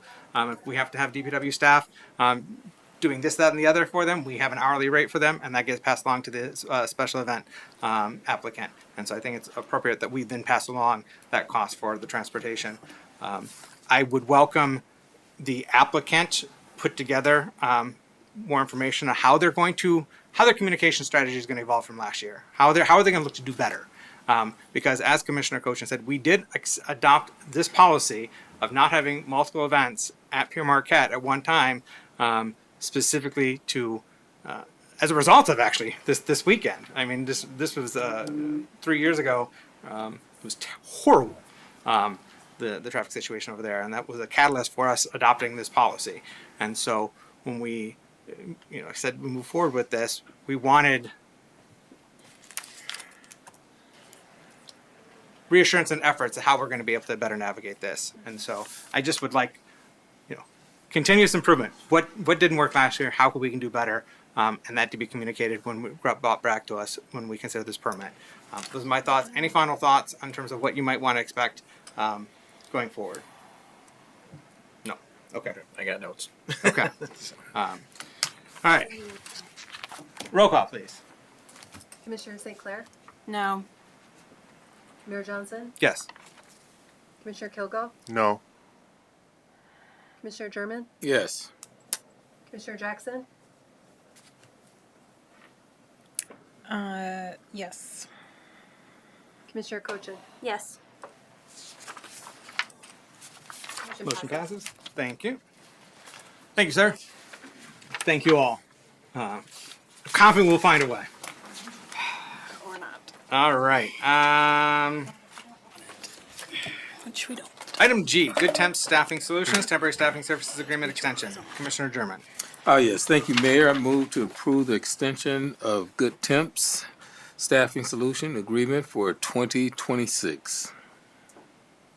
Support. We got a motion by Commissioner German, supported by Commissioner Kilgo. Good evening. Kind of introduce yourself and please report out on this item. Juana Thompson, EEO and Employee Relations Director for the City of Muskegon. And I do have Jeanette Hoyer as well as Jim Fisher here that would like to approach and discuss with you the agreement a little bit. Were there any questions that you all had? Before we invite up the counterparty to this agreement, Commissioners, do you have any questions for Director Thompson? Commissioner German. Yes, thank you, Mayor, and thank you, Director Thompson. Haven't seen you in a while. It's good to see you. This is good that we have this agreement, but the different career opportunities that they provide, also finding work and placing people in a career or a job that can help them sustain and have the opportunity to possibly have a good quality of life. One of the questions that I have, because I know that I'm the director of the EEOC and Employment Relations Department, or director. I get approached by people, and some of them are just re-entering the workforce or actually coming back into the community, being released from prison, with a felony and records and things like that. How open is Good Temps in placing or accepting, I kind of figured that would be, Jeanette can talk about their reentry programs. Okay, okay. And I'd like to hear on that also. Hi, how you doing? Good to see you thank you. again. If you can answer that question, if you need me to repeat it again, I can do that as well. And could you kindly introduce yourself? I'm Jeanette Hoyer. I'm the president and CEO of Goodwill Industries of West Michigan and Good Temp Staffing Solutions. Yes, I think your question is how open are we to hiring people who are returning from prison or jail? Is that That's correct. fair? That is absolutely one of our primary customer bases. So in addition to serving those who have disabilities or those who have other barriers to employment, a big one is people returning from prison or jail. And absolutely, Good Temps is one of the ways that we provide an opportunity for entities to employ people who have felony records, for example. We have to be careful because some contracts don't allow people with felonies to be in certain places that we're cleaning, for example, or that we're providing some other service for. But we work really hard to find opportunities for those folks to give them a second chance. And that's good to know. Thank you for that. How might, is there any type of requirements, like driver's license they have to have, Social Security card and stuff like that? Now, they're just coming out of prison. And because I was approached by a young man at a gas station, and the thought came to my mind to ask this question. So I'm really trying to help, people who made a bad decision and to have a second chance in life to correct things and get to living the life of that they want to be We are successful. very much committed to the same. Okay. And so if lots of people don't come out with driver's licenses or other things, and we help them get those. Okay, great. It's great you provide those services. Thank you. You bet. Thank you, Commissioner German. Commissioner Kilgore, support of the motion? Anything to? No, I'd just like to thank Goodwill Industries and what you do. I guess my only question for you would be like communication wise, like if we needed to know Goodwill Industries capacity, what you do, what you may be willing to get involved with, how easy is it to contact your office? Very, very easy. Yep. Thank you. And you can all have my cell phone number. Put me on speed dial. Awesome. Thank you so much for what You're you do in our community. Thank you. Thank you, Commissioner Kilgore. Commissioners, anything else to ask of Ms. Hoyer? Another. You follow Commissioner German? Yes, for Director Townsend. For Director Thompson. All right. Thank you, Ms. Hoyer. Thank you. Yes. Commissioner German? Now, as far as demographics, with people that's being placed in these positions, what are we looking at when it comes to like gender-based, race, ethnicity? I did not come prepared to disclose those numbers tonight, but I can get those for you and get those prepared for you. I will say that their population of employees tend to very well reflect the community that we serve. And so they are, we've established a very good working relationship with Good Temps, as well as with Goodwill. And Yeah. Well, that's good to know. And I always advocate for equal opportunity, fair and inclusive options for, citizens and residents. But at the same time, we have people that's homeless out there that's looking for work. People are hurting. If it's not food, it's, housing and things like that. So, and those are kind of all part of their mission, and Yes. so that's why it's kind of nice to work with a temporary service that is a for-profit it's a for-profit business, but it's housed under a mission that is a nonprofit mission, and so I think it's a good fit for us. Great. Looks good on the city as well. Yeah, thank you, Director. Thank you, Commissioner German. Anything else to ask of Director Thompson? No? All right. Thank you, Director Thompson. Just note, this is approval of extension through the end of this year, and as noted in the packet, staff anticipate bidding out the contract for temporary staffing services in the fall later this year. Of course, Good Temps is welcome and invited and encouraged to bid on that contract when it gets posted. So, unless there's anything else to ask or add, roll call, please. Mayor Johnson? Yes. Commissioner Kilgo? Yes. Commissioner German? Yes. Commissioner Jackson? Yes. Commissioner Cochin? Yes. Commissioner St. Clair? Yes. Motion passes. Excellent, thank you. Item J, Richards Park proposals, ADA kayak launch, Commissioner Cochin. I move to authorize staff to contract with BMC for construction of an ADA accessible kayak launch at Richards Park for $1,056, 500, I'm sorry, 1,500, sorry, 156, 590. I'm whispering and my brain does not. Support. Well, I got a motion by Commissioner Cochin, supported by Commissioner St. Clair. All right. Good evening. And Hi kindly there. introduce yourself once more, and please report out on this item. Yes, Kyle Gruchewski, Director of Parks and Recreation for City of Muskegon. So this item, along with the next two that we're going to be discussing, were our priorities that are outlined in our Parks Master Plan update that we did in 2024.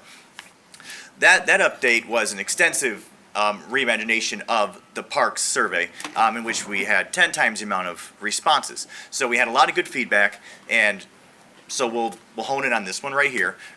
One of the parks that we did a master plan on, we had worked with MCSA. They helped with concept at 5 parks.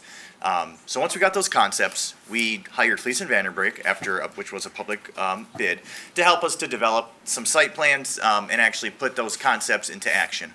So what we're talking about is the ADA accessible kayak launch. It's where we're happy to do it. We've been hearing from a lot of different entities. Muskegon County was excited for it because it can connect with one of their parks up the river. And we really found inequities in our parks with accessibility and with access to water, to the lake, and to the rivers. So here you can see our site plan. I do have a member of Fleece and Vanderbrink with us, and she will help me with all of the questions about what does 1 and 9 and 11 mean. But for the most part, we're going to regrade. We're going to put down crush aggregate. We're going to pave some spots. They're going to be large enough for van spots. And we're going to pave an approach and have a nice accessible kayak launch at our park. All right. Thank you, Director Karcheski. Commissioner Cochin, Yes, as maker thank of the you. motion. I really appreciate that. Yeah, I think Richards Park is one of the underutilized parks in our city, probably because people don't know that it's there. And it is surrounded by natural beauty. And it's a really peaceful park to be in until you get over to the highway, right? Like then it gets real busy. But the idea behind making this kayak launch ADA accessible is a really great idea. And I reached out to a friend at Disability Advocates to talk a little bit more about that, to kind of help me with some questions about what to ask and what to think about. And one of the questions that we kind of talked about in regards to this was the ability for people to get back out of the kayaks. The person I was talking with was a wheelchair user. Can you elaborate some of the thought processes that went behind this? So the kayak launch system that you see there kind of on the bottom right of the screen is from a company called EasyDock. The very far right, it almost looks like 2 V's coming to each other. That section of the kayak launch sits on rollers, and you'll see like a rectangle that hangs out over that part of the launch. So someone who is in a wheelchair would roll their wheelchair up to the rectangular portion and then transfer themselves from their chair over to that board, and that board slides out, so their kayak is already in the V looking portion. So they would slide out over on top of their kayak, get into their kayak, and be able to use their arms to roll into the water, or their paddle, whichever they're using.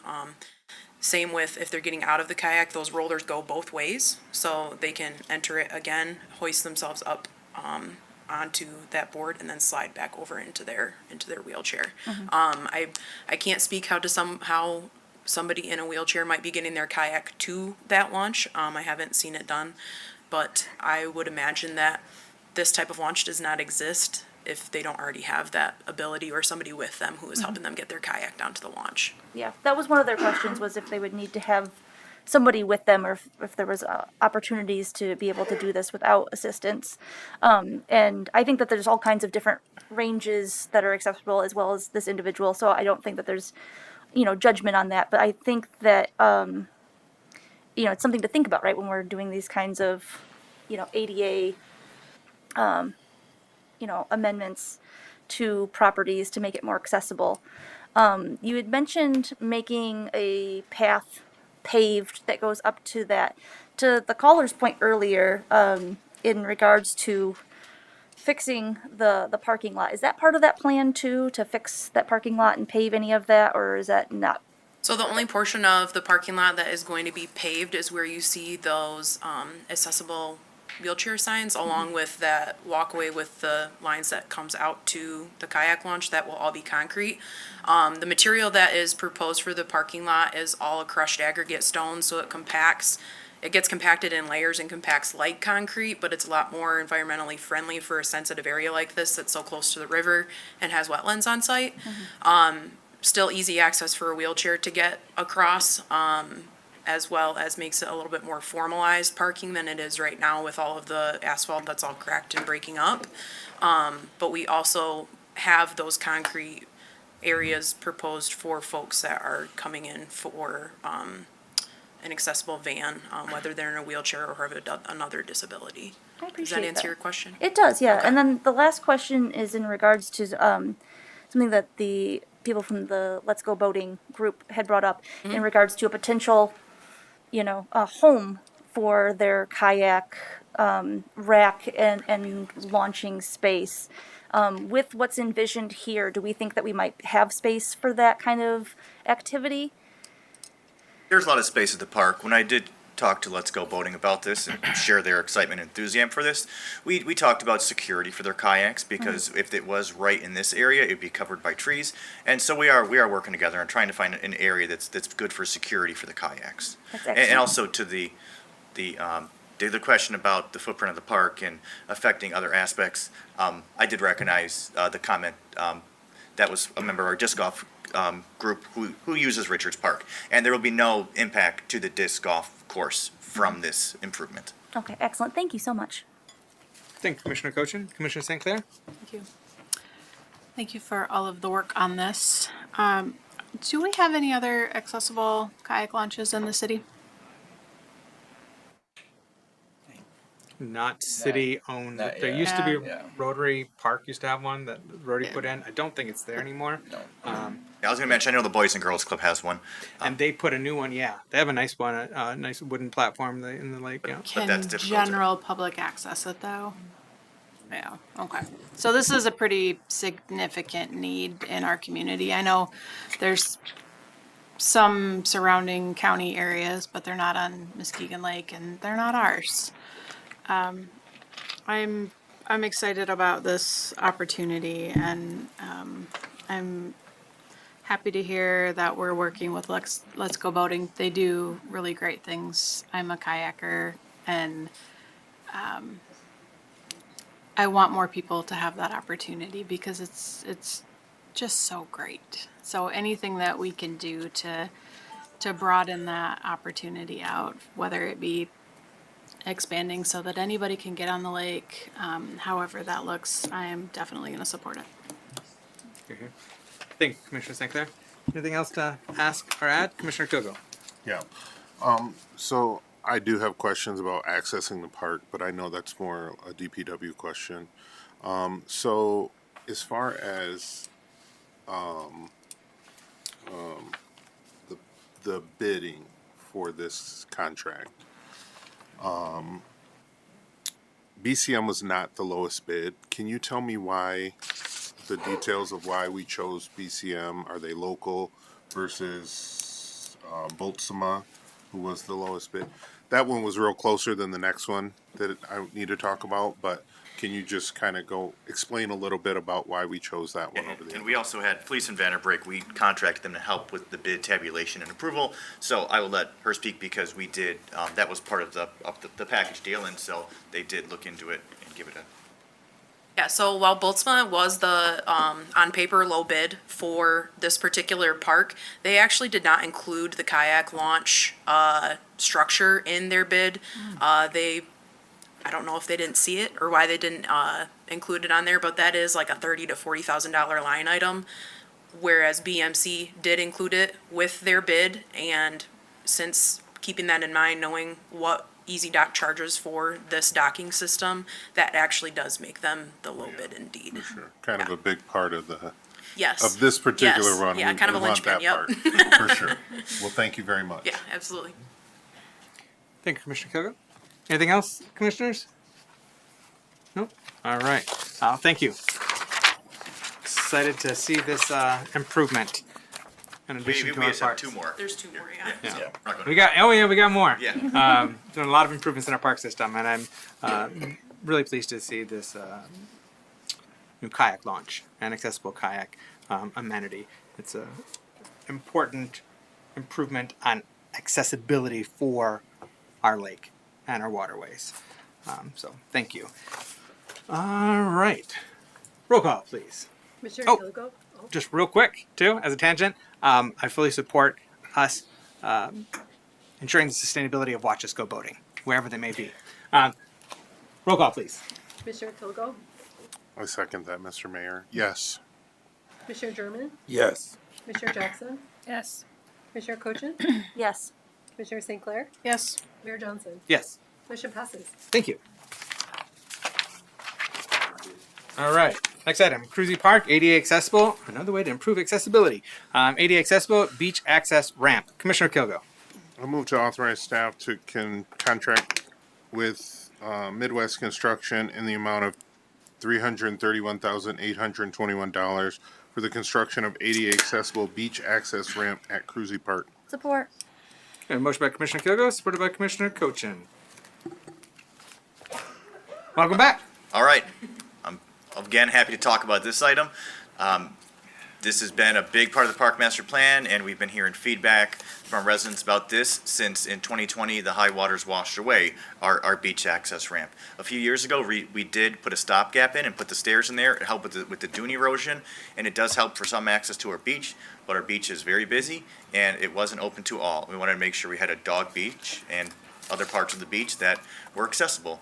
And we've been working for years on trying to find the perfect solution, and we think we have a nice solution right here. And before I get into, I'm not even gonna bother talking about what all the lines mean and all the turns, which is nice, why Felicia Vanderbrink is here. But this was the most efficient we could get the ramp. And there are some nice points to it, some new additions, some breakaway points. If we did get the high waters again, there's some elements of the ramp that we could break away and rebuild, not have to rebuild the entire ramp. So we've learned from our mistakes, or learned from what Lake Michigan's thrown at us. History. Yes. All right. Thank you, Director Karcheski. Commissioner Kilgo. Thank you. Back to the bid amount. Before we get to the bids, though, unless they're separate, like these are city costs, but do we calculate, like, do we have continued work to do with Eagle or any environmental things to put this in that area or on the dunes? Do we have additional permits or work to do with the state as far as the dune parts of it goes? So that is a service that the city contracted with us to help out with as well.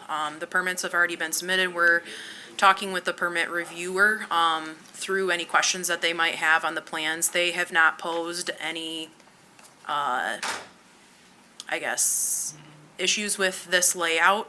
We actually, part of that process is meeting with them at the site before you even put your application in to talk about what you're planning on installing and how to do it best. Since this is a critical dune area, we talked with them previously about best management practices about how to install this. You know, we can't bring any huge mechanical equipment down this dune. I mean, sure, maybe from the lakeside on a barge or something, but who's got money for that? So they were in part of this entire process. We're still waiting to get that final approval, but so far no major issues have been brought up from them that this is going to be a no-go or anything like that. Okay. And then with the bids, Midwest Construction was the bid that we chose. Versus Patron, I see the Patron has an NA slot for pile driving equipment. Is that why? Is that why we did not choose them? Because they were about $30,000 less on their bid. Correct, that is part of it. They had proposed jetting, using a water jet essentially to dig the holes for sticking those piles in for all of the major posts that are part of the structure. That is not the preferred method of installing this safely, especially on a critical dune. If we're jetting down in the sand, you know, we're kind of displacing more than what we really want to do with the construction of this. So if they were to, if we were to accept that, we also don't know for certain that Eagle would even accept that as a permissible installation. Okay, perfect. Kind of went hand in hand, those two questions, because I know that from an environmental standpoint, we want to keep the nature of the dune there, but we want to also find the lowest bid. So although Midwest is a little bit bigger, if they're going to do it the right way, that's what we want done. So thank you for your work on that. And my last thing is, I know that we've had citizens very concerned about us getting this ramp back in. So this is really good to see us getting to this point. Thank you. Thank you, Commissioner Kilgo.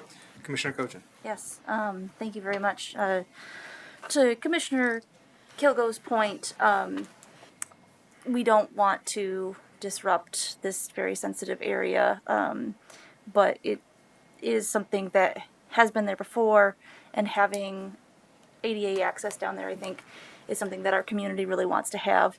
And it also benefits people with dogs, and it benefits people with not strollers, but like big beach bags and chairs. And, you know, it's very difficult to be able to haul all of that stuff up and down the stairs, whereas the ramp process makes it a lot easier. So I think we can appreciate that from a lot of different fronts, from an ADA front, from a mom front, from a family front. It just, I think, will benefit the community overall. And I really appreciate you guys taking the time to consider that sensitive environment and not go with the jet-driven process, because, yeah, that would not be very sensitive in our critical dunes there. So I'm all for this. I'm excited. The only thing I can say is, like, I wish it was a couple years ago, but I'm excited to say yes today. Thank you, Commissioner Cochin. Commissioners, anything else to ask or add? Commissioner St. Clair. What would the timeline on this be?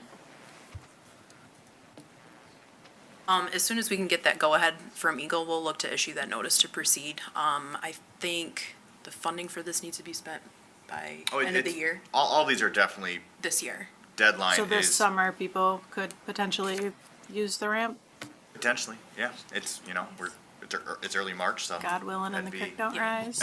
And just, Or we're the lake. estimating roughly anywhere between, it's hard to say with how construction goes in Michigan, Sure. but anywhere from a 12-week construction timeline, maybe up as much as 20 weeks. But again, like you said, we are in March, so hopefully that would at least give us half of the summer season on the beach for folks to start using it. Thank you. Thank you, Commissioner St. Clair. Anything else, Commissioners? All right. Well, I'm thrilled we're finally able to restore ramp access and improve accessibility to this great feature in our city. So thank you so much. Roll call, please. Commissioner German, Yes. Commissioner Jackson, Yes. Commissioner Cochin, Yes. Commissioner St. Clair, Yes. Mayor Johnson, Yes. Commissioner Kilgo. Yes. Motion passes. Thank you.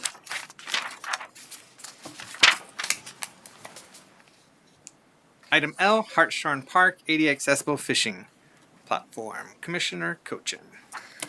I move to authorize staff to contract with Tridon Construction in the amount of $152,136.45 for construction of ADA accessible fishing area at Hartshorn Park. Support. We have a motion by Commissioner Cochin, supported by Commissioner Kilgo. Welcome back. All right. So this is another improvement that we outlined as a priority in our Parks Master Plan. Really was important for us to walk away from this capital improvement plan with an area that is more accessible to fishing, especially along our inland lakes. And so here is kind of we did have a concept for a more grand idea that can come later with shade shelters, but we really wanted to make sure all of these amenities fit within our budget, and we can really grow from there. What you see here is some decorative concrete. There will be a curb so that if there is a wheelchair, they'll be safe from the water's edge there, and it seems like it's going to be a great addition to our parks and a nice place for people to either enjoy the views or fish. And so I will open up questions from the commission about. Director, Commissioner Cochin. Yes, thank you very much. I remember being on those walks and talking with folks about how we could do that best. And there was a whole range of different ideas on how we could do that. And I think what you stated there was important. This is a jumping off point. This is not the final rendition for the rest of our lives. This is something that we're going to start with and hopefully continually build upon and learn from and make better every time. Can you talk a little bit more about what we're seeing there for the folks at home on that visual? Okay, so for this marina, we have a couple different materials proposed. So for everybody that's viewing this at home, all of the semicircles and quarter circles there would all be paved concrete. It would be colored differently to provide some beautiful, visual interest. The surface would just be that broom brushed surface that is typical of a lot of sidewalks all over the state to provide a little bit of traction. You'll see right along on the northern edge there is a thin band that's kind of just like long rectangles if you're viewing this as somebody who doesn't do design. That material there is going to be a synthetic boardwalk material. It's just a 2-foot band to kind of provide a cap for the seawall that's already existing along the lakeshore right there. It also would house the curb that Krzyzewski spoke to stop any wheelchairs or anybody from rolling off the edge there. You can see also there is I guess it would probably look more like a polka dot pattern on the screen here. That hatch pattern is what I'm going to call it. That is going to be dune grass, like a native dune grass to West Michigan, instead of a typical turf grass. The soils there, when we did soil borings, were found to be extremely sandy, very well drained, so trying to keep a true turf grass alive would take probably quite a bit of water resources. There's no irrigation at this site at this time. And also dune grass is, when it's established well in a tight gridded pattern, it's actually better at keeping sand in place. I think if anybody's been to this site, you've seen the different mounds and stuff of sand moving around and the mixture of different type of grasses trying to grow there. So that's the reasoning for proposing dune grass there instead of turf grass. Once it's established, it also is very drought tolerant because they like well draining soil. So it's more likely to last over time.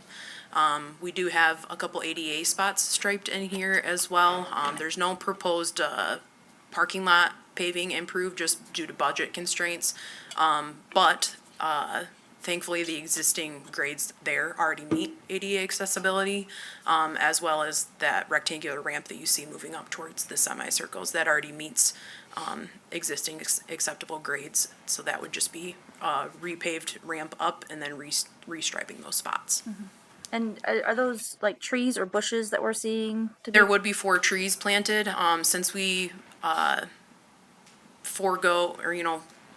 said that we couldn't afford doing shade sales or any type of shade structures at this time, we proposed doing some shade trees in the area as well that we think would do well in those soils and provide some shade for anybody looking for sun relief while they're fishing or picnicking there. Okay. And have we had conversations with Eagle or the Conservation District in regards to using more native plants, like besides obviously the dune grass, which is fantastic, but like as far as the trees go? Excellent. Yes, those are all native plantings, and again, it's the same process as with the Cruzy Boardwalk, where we have a pre-application meeting with Eagle out there and tell them what the plans are, and they, give us the spiel of what's going to be permissible and what is not. Mm-hmm. And the current wall that we're seeing there, the seawall, that's already in place. We are not removing soft shoreline and putting in a hard wall, correct? That's correct. It is already an existing pile-driven seawall. Okay, thank you so much. I appreciate that. Thank you, Commissioner Cochin. Commissioner Kilgo. Thank you. just a couple of questions. Are there any plans now or in the future? I didn't see any in the bid, so I'm guessing that now. But are there any plans in the future for any fisherman amenities at that site? Fish cleaning, fish pole support, bucket holder. I'm not a fisherman. My best friend is. He'd be like, "What are you talking about?" But I know that at other sites there are different amenities for fishing people. I saw 3 benches, which is awesome. People may just want to come sit and watch the water, so that's cool. But just curious, are there any plans for any? Yeah, well, as a fisherman myself, I do appreciate a bathroom. We are rehabbing the bathroom that's right on the other side here. That's a separate project. We don't have any other. A lot of those would be smaller additions that we could make in the department. But really, as far as moving forward, this, believe it or not, this Parks Master Plan is about done, and we will re-engage the community in a survey for the next 5-year master plan. And at that time, it's good to identify. And it'll be great because this will probably be done around that time. How can we improve it? And that's where we'll get that feedback at. Okay. And my second last question is the peninsula directly to the left of here, to the west of here. Is that peninsula in the city's master plan, or is that part of that PUD that the developer was supposed to do as far as like developing that peninsula? We do have a master plan. Okay. For that. So that's something that area. we'll see coming down the road to finish that, like either a walkway or something so people can walk out, because that's still city owned, correct? Yes, and actually, I believe that there are ongoing conversations. Yeah, so one of the things from the cooperative use agreement and the conversations we've been having is the developer completing that trail up the peninsula. There had been some changes to it from what was originally proposed so that it conform more to what our master plan is rather than what he had proposed. I'm sorry, what the development group had proposed. So it would be our expectation that that still happens. Again, like we talked about yesterday, we've been having conversations with the receiver about what our expectations are in those regards. But the other improvements would be ongoing conversations on how that works. Obviously, there's a lot of influx right now. Yeah. Gotcha. Thank you so much. Yep. Thank you, Commissioner Kilgo. Commissioners, anything else to ask Rad? All right. Well, thank you for your work on that. So I'm excited to see this come to fruition. Roll call, please. Commissioner German? Yes. Commissioner Jackson? Yes. Commissioner Cochin? Yes. Commissioner St. Clair? Yes. Mayor Johnson? Yes. Commissioner Kilgo? Yes. Motion passes. Thank you. Item O, police vehicle purchase. Commissioner German. Oh, yes, thank you. Mayor, move to authorize staff to purchase police vehicles from Burgess Chevrolet for a total amount of $222,188. Support. A motion by Commissioner Kilgo, or German, supported by Commissioner Kilgo. Good evening, sir. Good evening, Mayor, Commissioners, Director Vanderhyde of the DPW. The time has come for us to replace 4 police vehicles. There is a picture of one on the screen, and this is a request to spend $222,000 and change to purchase those vehicles and their associated equipment. Thank you, Director Van Hyde. Commissioner German. Okay, yes, thank you, and thank you, Director Van der Hyde. The purchase funding for these vehicles is coming out of which budget there?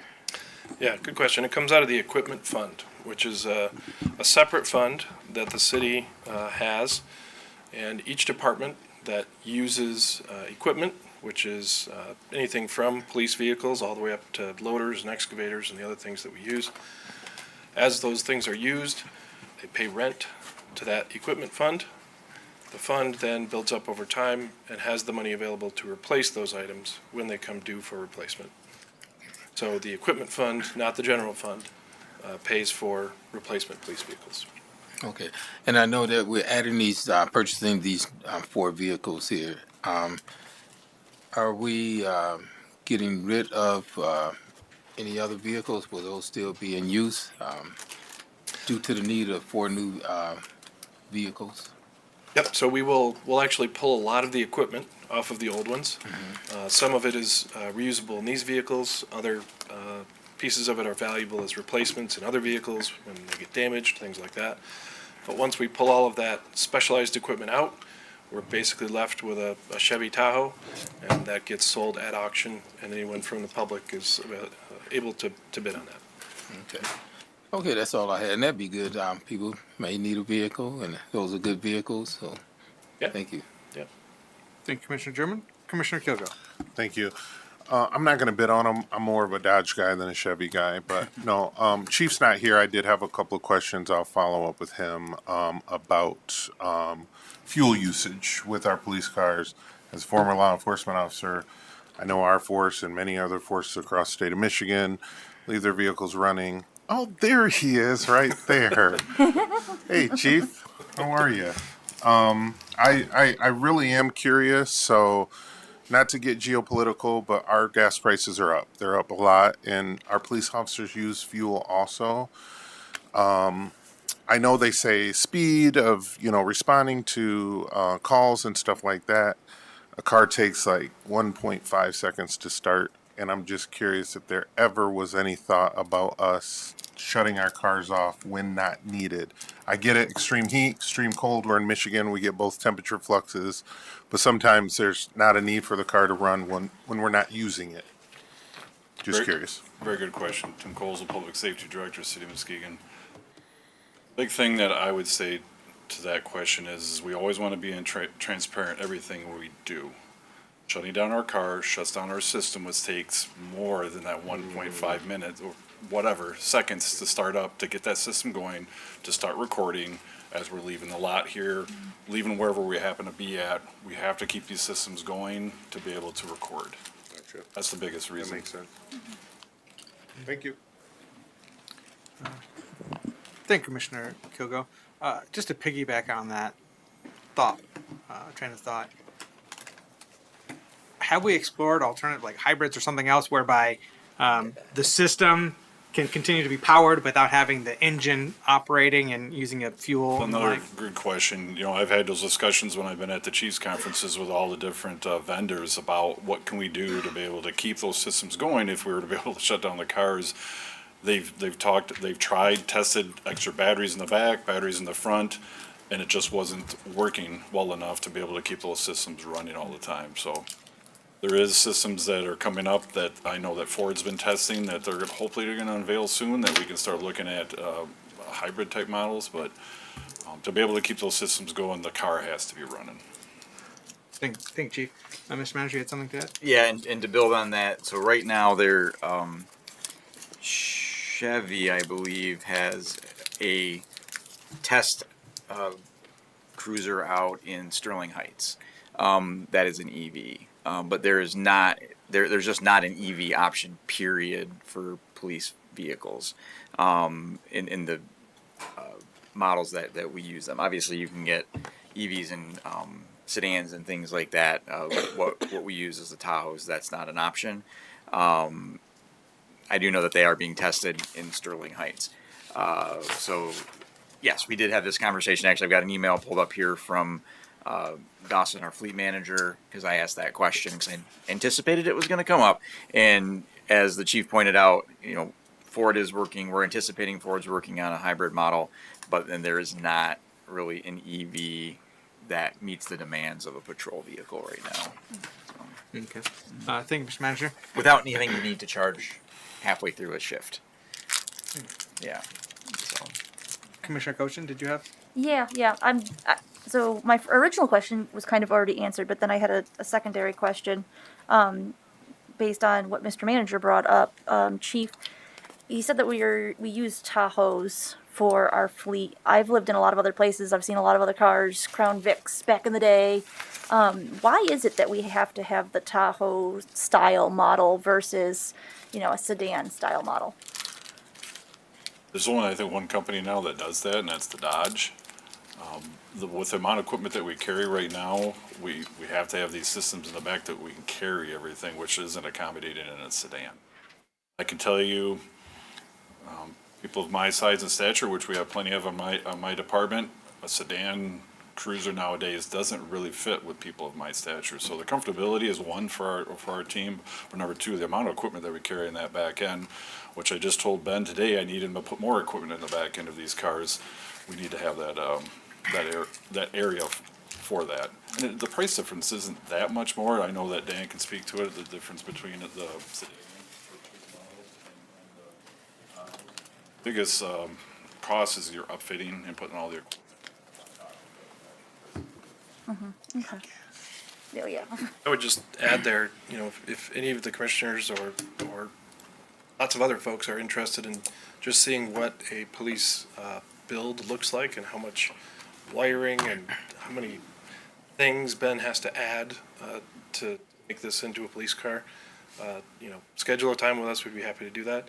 It doesn't look much like a Tahoe, you know, when he's done with it, so. Interesting. Okay.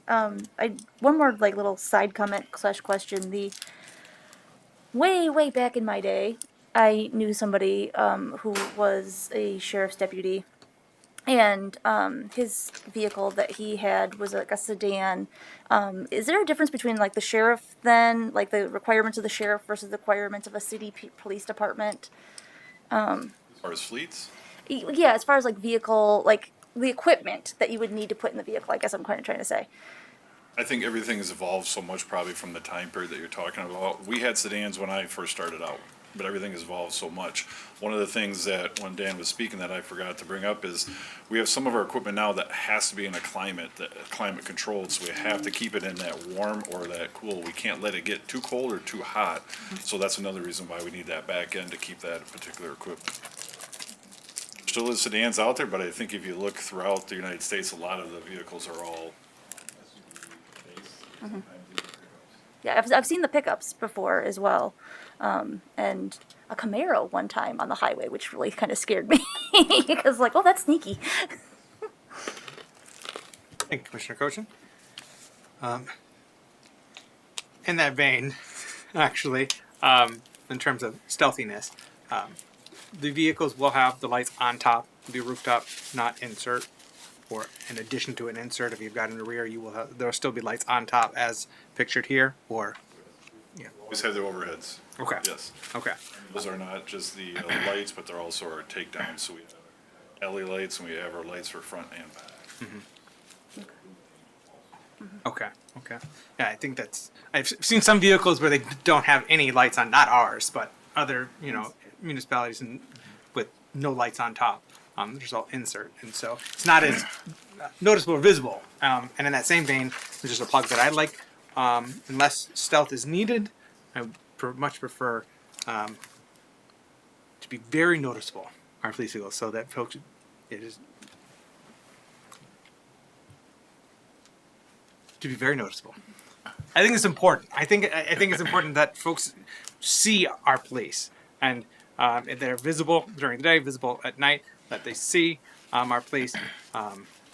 And I know some municipalities, and I don't necessarily see this as in line of trying to be stealthy. That here it is gray on black. It's maybe not as visible as some other colors, but it does have the white outline. It is visible. It's reflective as well. So I'm not accusing us of being intentionally stealthy here.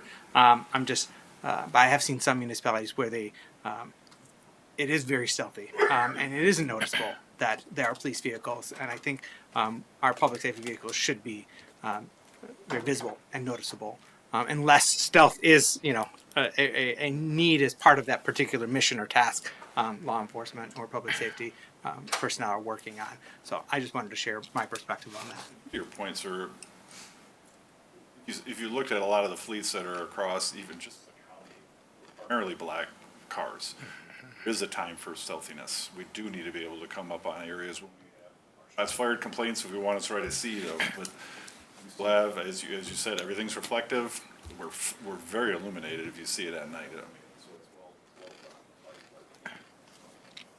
it's be able to be stealth when we have to. Yeah, have that flexibility, for sure. So, thank you. Unless there's anything else, Commissioner German. Yeah, thank you. Just a couple questions. You mentioned the auctions, when they will auction off the older vehicles. When does that auction take place? Dawson will typically just work with the auction company when we have several things to auction. So these vehicles, for example, we're purchasing 4. Those 4 will be built over the course of a year or so. As the old vehicles cycled out and the new one in, that vehicle is ready for auction. If he's got, say, an old loader or other pickups or something like that available at the same time, he may work with the company to schedule a time for the city of Muskegon to have a public auction through the company. So they're really more based on when we have enough pieces to make it worth going through the process. Okay, thank you. And just as you mentioned, Director Van Hyde, you know, when you get these vehicles, the work that goes into them to make them, Rolling supercomputers is what yeah, exactly. I mean, that's a good word for it because I got a chance to see that in my earlier start here as a commissioner, and the work that you guys put into it, and the accessories and things is, I mean, you're really riding on a vehicle that's really state of the art technology, you know. So if I do get one of those vehicles that's auctioned, I'd like to just at least have a little bit of that stuff in it, and then put commission on the side. That's what former Mayor Warmington used to call me, commissioner. So hey, thanks. Thank you, Commissioner German. Yes, Commissioner Kilgo, final thoughts? Yes, final thought. Just Chief, every little bit counts as far as recruitment, right? We have new facilities, or we've updated some of our facilities here. You know, we've worked on having good pay for our officers. Do things like, hey, they got newer vehicles in their fleet. Does things like that, do you think, factor into recruitment at all? I think also the addition of our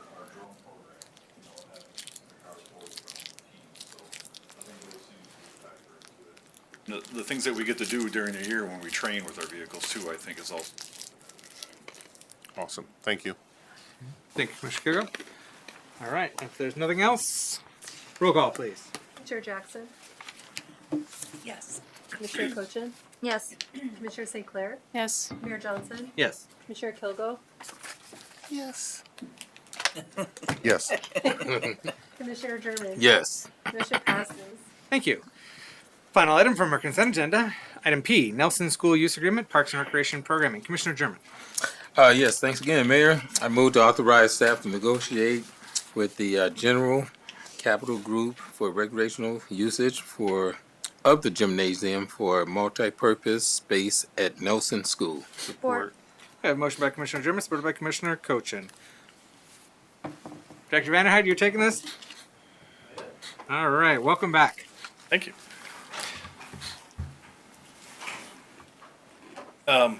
Sorry. Good evening, Mayor, Commissioners, Director Vanderhyde. So I'd like to say that we worked our way into this opportunity, but in fact, it was basically handed to us by the group that has proposed it. So General Capital is working with our Economic Development Department to put together a series of low, moderate, and market income units at the old Nelson School. And they're doing that through the low-income housing tax credit program. And they came to us and they said that they have a portion of that building that really doesn't work for that use. It includes a gym and what the school was using as a cafeteria, but is probably more accurately described as an auditorium space or a multi-purpose space that has a stage. So what they have proposed is that the city would lease for essentially the cost of utilities, which they estimate at $22,000 per year, a portion of that facility to include the full gymnasium and the multipurpose space. The multipurpose space is, I guess I would say, similar to some of the community rooms that we have in other facilities and parks around town, and we anticipate that it could likely be rented and used in a similar fashion as those, the Simray Center and the McGrath Community Building. The gymnasium is something we do not have in the system, and it's something that we're very excited to get the opportunity to have. We've talked even tonight about the need for summer programs and things, and so we're really excited to be able to have a space where we can host those summer programs and not rely on others to provide those spaces for us, but something that we control. So the document before you is a letter of intent. and that is something that General Capital has requested. It's necessary for their financing and to make all the various documents work that they need to in order to make the development happen. And it does not, as it says in the last sentence of that letter, it does not bind the city to anything. It simply states that the city is interested in signing a lease when a lease document has been developed and the space is available to lease, which would probably not be for at least a year or two. Thanks, Director Van Dyke. Yep. Did. That's your report. Thank you. All right. Commissioner German. Yes, thanks again, Mayor, and thank you, Director Van der Heide. I noticed it says without the kitchen, so that's use is take the kitchen is out, or did they reconstruct that, or are they planning on taking that kitchen out? They are. The kitchen, they felt pretty comfortable they could convert into housing units, and they thought that that was a better use for that. We recognize that that's something that the other community rooms have that this wouldn't, so it might limit it a little bit in terms of rentals, but a lot of the rentals that we have do not, need to use the kitchen. And then I would ask that like groups or organizations can come in and lease that or rent that space out from the city to do their programs and things for the summer and stuff like that. Yeah, we hope to do a lot of programs ourselves there, but yes, anytime it's not used and if somebody's better suited to provide a program than we are, then yes, we would look to them. Well, that's good to know because, as we know, with all the housing development going on and the renovations done to, the schools and families have children and that gives them something to do in the community during the summer months, which keeps them busy and not get in trouble during those hours. So, yeah, I think that's a good addition for the city to take on that opportunity. And the schools are going to hang on to the soccer field behind the school as well. Great. So again, in partnership with them, just expands the types of things we can do there. So. Great. Thank you. Thank you, Commissioner German. Commissioner Cochin? Anything? I saw this and read through it and was geeked, honestly. Like, it's a great opportunity for the city to have a gymnasium space and to be able to potentially partner with the school to be able to use the soccer area. I think, to Commissioner German's point, our kids need something to do and more summer programs, more after school programs, and we need to have a space to do it. And I would love to see the city of Muskegon take that charge, take that lead, continue to grow the Parks and Rec program and do some of those activities there. So I think this is an excellent opportunity and I'm really looking forward to it. Bummed that we lost the kitchen, but I think it'll be okay. Thank you, Commissioner Cochin. Commissioners, anything else to ask Brad? Commissioner Kugo. Yes, thank you.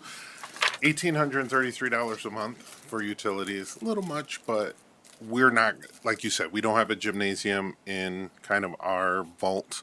And the things that we're trying to do with the Parks and Recs department, I think this would be a great addition. We have to have a city staff basketball game, though. Me and you can be captains, okay? Thinking about it, though, we will, when outside entities, we'll try to recoup as much money from this $22,000, if that's what the number, because the intent doesn't have $22,000 on there. The proposed kind of still has $22,000. So if it does become $22,000 a year, we'll try to, when certain outside entities, hey, can we use your gym over there at Nelson? We'll try to recoup some of the funds as we can through different stuff. I'm not saying like we charge like nonprofits and things, people that are doing stuff with the kids or doing stuff with the community, but like if other entities want to use our gym to have a meeting or something, I don't know. I just want to make sure that we kind of recoup some of that money because it's a little high for utility rental, but I guess we're getting a very unique space there with the gym. Yeah, we took a look at it and we think, we're pretty confident that if it's as programmed with community rentals as our other buildings is, we'll be able to cover that 22,000 even with just General Capital. All credit to them, right? They're giving us the space for free, essentially just asking us to heat it and cool it. They did say that they had a situation that developed in another location where they had done something similar to this, where essentially professional volleyball athletes were being trained, for thousands of dollars in the gym. So they did ask us to be a little bit, to honor the fact that they're giving us the space at such a low cost. So, we're not going to be renting it out to a, The West Michigan Ironman or something. correct, yeah. If they were looking for a training facility, this would not be it. Gotcha. We're looking to serve the community, and that's General Capital's intent too. That's what's up. I love the sound of it. Thank you. Indeed. Thank you, Commissioner Kogo. Anything else, commissioners? No? Thank you, Director Vanderhyde. Roll call, please. Commissioner Cochin, Yes. Commissioner St. Clair, Yes. Mayor Johnson, Yes. Commissioner Kilgo, Yes. Commissioner German, Yes. Commissioner Jackson. Yes. Motion passes. Thank you. I have no unfinished business and no new business. Commissioners, any other business before we go to general public comment? Commissioner German. Yes, thank you, Mayor. I'd just like to share something. I want to thank Muskegon Public Schools for putting on the event and celebration that they had for Black History Month. Legacy was called I'm Living Black History, and I was actually honored as one of the recipients, along with other 4 recipients. That was Ms. Turner Terry for Persistent and Professionals, myself as a collaborator and relationship builder, and Ms. Chandra Sain as a adaptable communicator. And then we have Mr. Eddie Brown as a creative problem solver, and then Mr. Arthur Duran as a responsible citizen. But graduating from Muskegon Public Schools in 1980, and to be thought of as an individual that's trying to make an impact in the community as well as others, was really something that really touched me. But the big part of it is I got a chance to speak to the students, and that's the exciting part right there, to help them see that going to school, getting an education, and my focus was talking about making good choices. And I really emphasized on that to let them see that good choices brings good results sometimes. And it may happen over time, it may not happen right away, but if you do, it sets you up for success and getting that education. But also letting them know that the consequences. Then I kind of gave them a story about my journey coming through Muskegon Public Schools, as I went through Angel, and I talked about some of my teachers, like in first grade, Miss Livingston, Mrs. Doig in fourth grade, and Mrs. Nichols, who was present there at the time. I didn't know she was going to be there, but that just came full circle. So I just want to say thank you to the Muskegon Public Schools, the students that headed off the I Am Living Black History Legacy. And also I'd like to thank Miss Angela Johnson and the rest of the staff and the superintendents that, they're doing a good job over there. And these kids are actually being taught and on a pathway to success and being college ready. So when they come out of high school, they have something to look forward to. So thank you much. Thank you, Commissioner German. Commissioner Kilgo. Thank you. I would just like to recognize all of the ladies in the room, our great leaders, commissioners, staff, our guests here. International Women's Day was 2 days ago, and this is Women's History Month, so I would just definitely like to recognize the women who have done so much for the city, the state, and this country. This month of March is also National Colorectal Cancer Awareness Month. A good friend of mine, younger than me, was recently diagnosed with late-stage colorectal cancer. And if you can, wear blue this month. Just something to think about. Nobody wants to get sick and things happen, but he's in my thoughts and prayers every day, and just want to continue to bring awareness to it so we can try to solve this bitch of cancer. Thank you, Commissioner Kilgo. Thank you. Commissioner Cochin? Yes, thank you. I also wanted to recognize all of the women that work at the city, all of the citizens, the staff, just everybody that identifies as a woman, that it is very trying to be a woman in today's day and age. And so I hope that we may be strong women, we may raise strong women, and we may keep our voices going and being strong. And part of that strength also I wanted to celebrate tonight is a huge win for accessibility and our citizens who have spoken up about accessibility in our city. Continually, they have held our feet to the fire. And I appreciate all of you for doing that. And we're going to keep working hard to make sure that we make our city a more equitable and safe city for everybody. Thank you, Commissioner Cochin. Before I go to follow up, Commissioner German, Commissioner St. Clair, Commissioner Jackson, do you have anything to raise into any other business? No? Okay. Follow up, Commissioner German, then we're going to go to public comment. Commissioner German. Yeah, just to follow up and piggyback. I am grateful for the women and the work that they do in this community. You know, I have a grandmother who will be 102 years old this year. God bless her. My mother's still living, my children. I have 2 daughters, and granddaughters, and great-grands.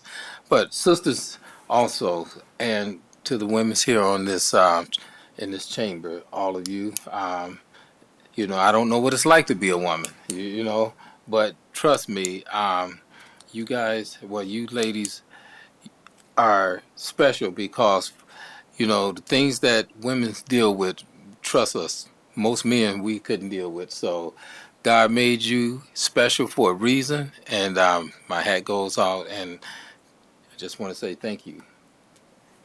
Yeah. Thank you, Mr. Chairman. Yes. Cheers to the wonderful women of the world, and thank you for all your contributions. All right. We're going to go to public comment. We don't have any forms. Are there any forms over there? Madam Clerk, do you have any public comment forms? No? I'm opening up to the audience. So we got Leah Willette-Leroy joining us from the Nelson neighborhood. Welcome. You have 3 minutes to provide your remarks. Thank you. You may recall in 2023, I was here and shared with you an incident of gun violence in front of my home. I live at the corner of 6th and Grand. I believe we need a clear community plan to address what we can and should know about the frequency, locations, perpetrators, and outcomes of investigations and enforcement. In September of 2025, just after 9 p.m., I sat down to watch TV, and my roommate sat across from me. A series of gunshots rang out, and it became clear that they were very close when I watched a bullet hit the ceiling of my living room, directly above where my roommate was sitting. A different angle, and he would be dead. We hit the floor, and I called 911. I'm here again today because last week our corner experienced the second vehicle accident in 1 month. Vehicles regularly speed through the neighborhood at all hours, but we believe that participants in crime likely use this corridor. 6th Street is very wide. Therefore, not only is this a bus stop, a block from the school, and surrounded by occupied homes, a stricter traffic control or stop sign is requested. Seems like a simple request, but I need you to understand the context of why we think this is important. The intensity of these incidents does not encourage me to remain in Nelson neighborhood. You know that I'm engaged, but we have a need for real attention to these issues. I emailed some members of staff, and my neighbors have requested an update on the plan, and I told them that I would speak to it. Also, the counter staff of the police department could not even locate a police report of the September incident at my last request. I may also ask that if you have not, or if it has been a long time, to please complete a late night ride along. I believe it will be very eye-opening for the different experiences and perspectives of living in this city. Thank you. Thank you. Appreciate you joining us this evening. anyone else in the audience that wishes to give public comment at this time? No? We're going to go to the phones. That number is 231-724-6721. This is public comment with the City Commission, an opportunity for folks to give input directly to the City Commission. Not time for back and forth dialogue or Q&A. We can arrange that at a different time. If you are calling in, please turn down any audio in the background and state your name. And if you're a City of Muskegon resident, which neighborhood you're calling from, and if you're not a city resident, which other township, village, or city you may be calling from.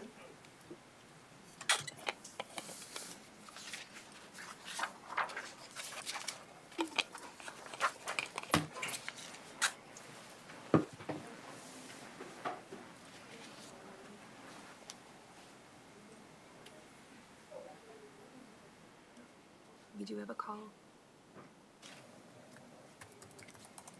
Good evening. You're with the City of Muskegon City Commission. Yes, hi, this is Ann Vandermolen from Roosevelt Park. Yes, you have 3 minutes to write your remarks. Okay, I thank you for having people pray at the beginning of meetings. We need to have them pray against sexual abuse or any abuse of children. My favorite story in the Bible is Joseph and the coat of many colors, 11 deceitful, wicked siblings against one. My mom just filled in her pages of tax preparation wonderfully, and she still plays her piano wonderfully when we sang hymns together the other day. It's a crime for people to harass an 88-year-old woman by calling her or talking to her in person and asking her questions to deceitfully check her for Alzheimer's. It's a crime for medical people to illegally try to take me off my mom's HIPAA form so they can illegally say she has Alzheimer's. It's a crime for people to take my mom's, to say I take my mom's checks and write them without her knowing about it. Her fingerprints are on all her checks. It's a crime for people to accuse me of hiding money from my mother. She knows I buy gift cards to order things instead of driving out of town due to my driving phobias. And lastly, it's a crime for someone to keep taking money from someone that they want tested for Alzheimer's. I know my mother doesn't have Alzheimer's. Someone with Alzheimer's could never fill out all the paperwork she filled out in preparation for her taxes. I believe people are trying to get me back for things. I've been watching a lot of Miami Vice lately. I think the main reason people like it is because the characters were good people. In one episode, the new lieutenant tells Sonny that bad cops were never their brothers, and he thinks that bad cops should be flushed down the sewer. Thank you. Thank you, Ms. Vandermolen. We have another call. You want to reset the clock or get rid? Or... Yeah, I will. Okay. Good evening. You're with the City of Muskegon City Commission. Hi there. You have up to 3 minutes to write your remarks. Hold on. Somebody is on talking to you right now, as I can hear it, but anybody there? Yes, if you turn down your audio in the background, get rid of the echo there. No, if you could please state your name. It's all the way down. Pat Simpson. Good evening, Pat. You have 3 minutes to write your remarks. Beg pardon? You have 3 minutes to provide your remarks. Oh, it won't take long. I was told by one of your firefighters that new $1,300,000 ladder tower is a piece of junk. Maybe you want to find somebody that can elaborate on that. Just curious. Thank you. Thank you, Mr. Simmons.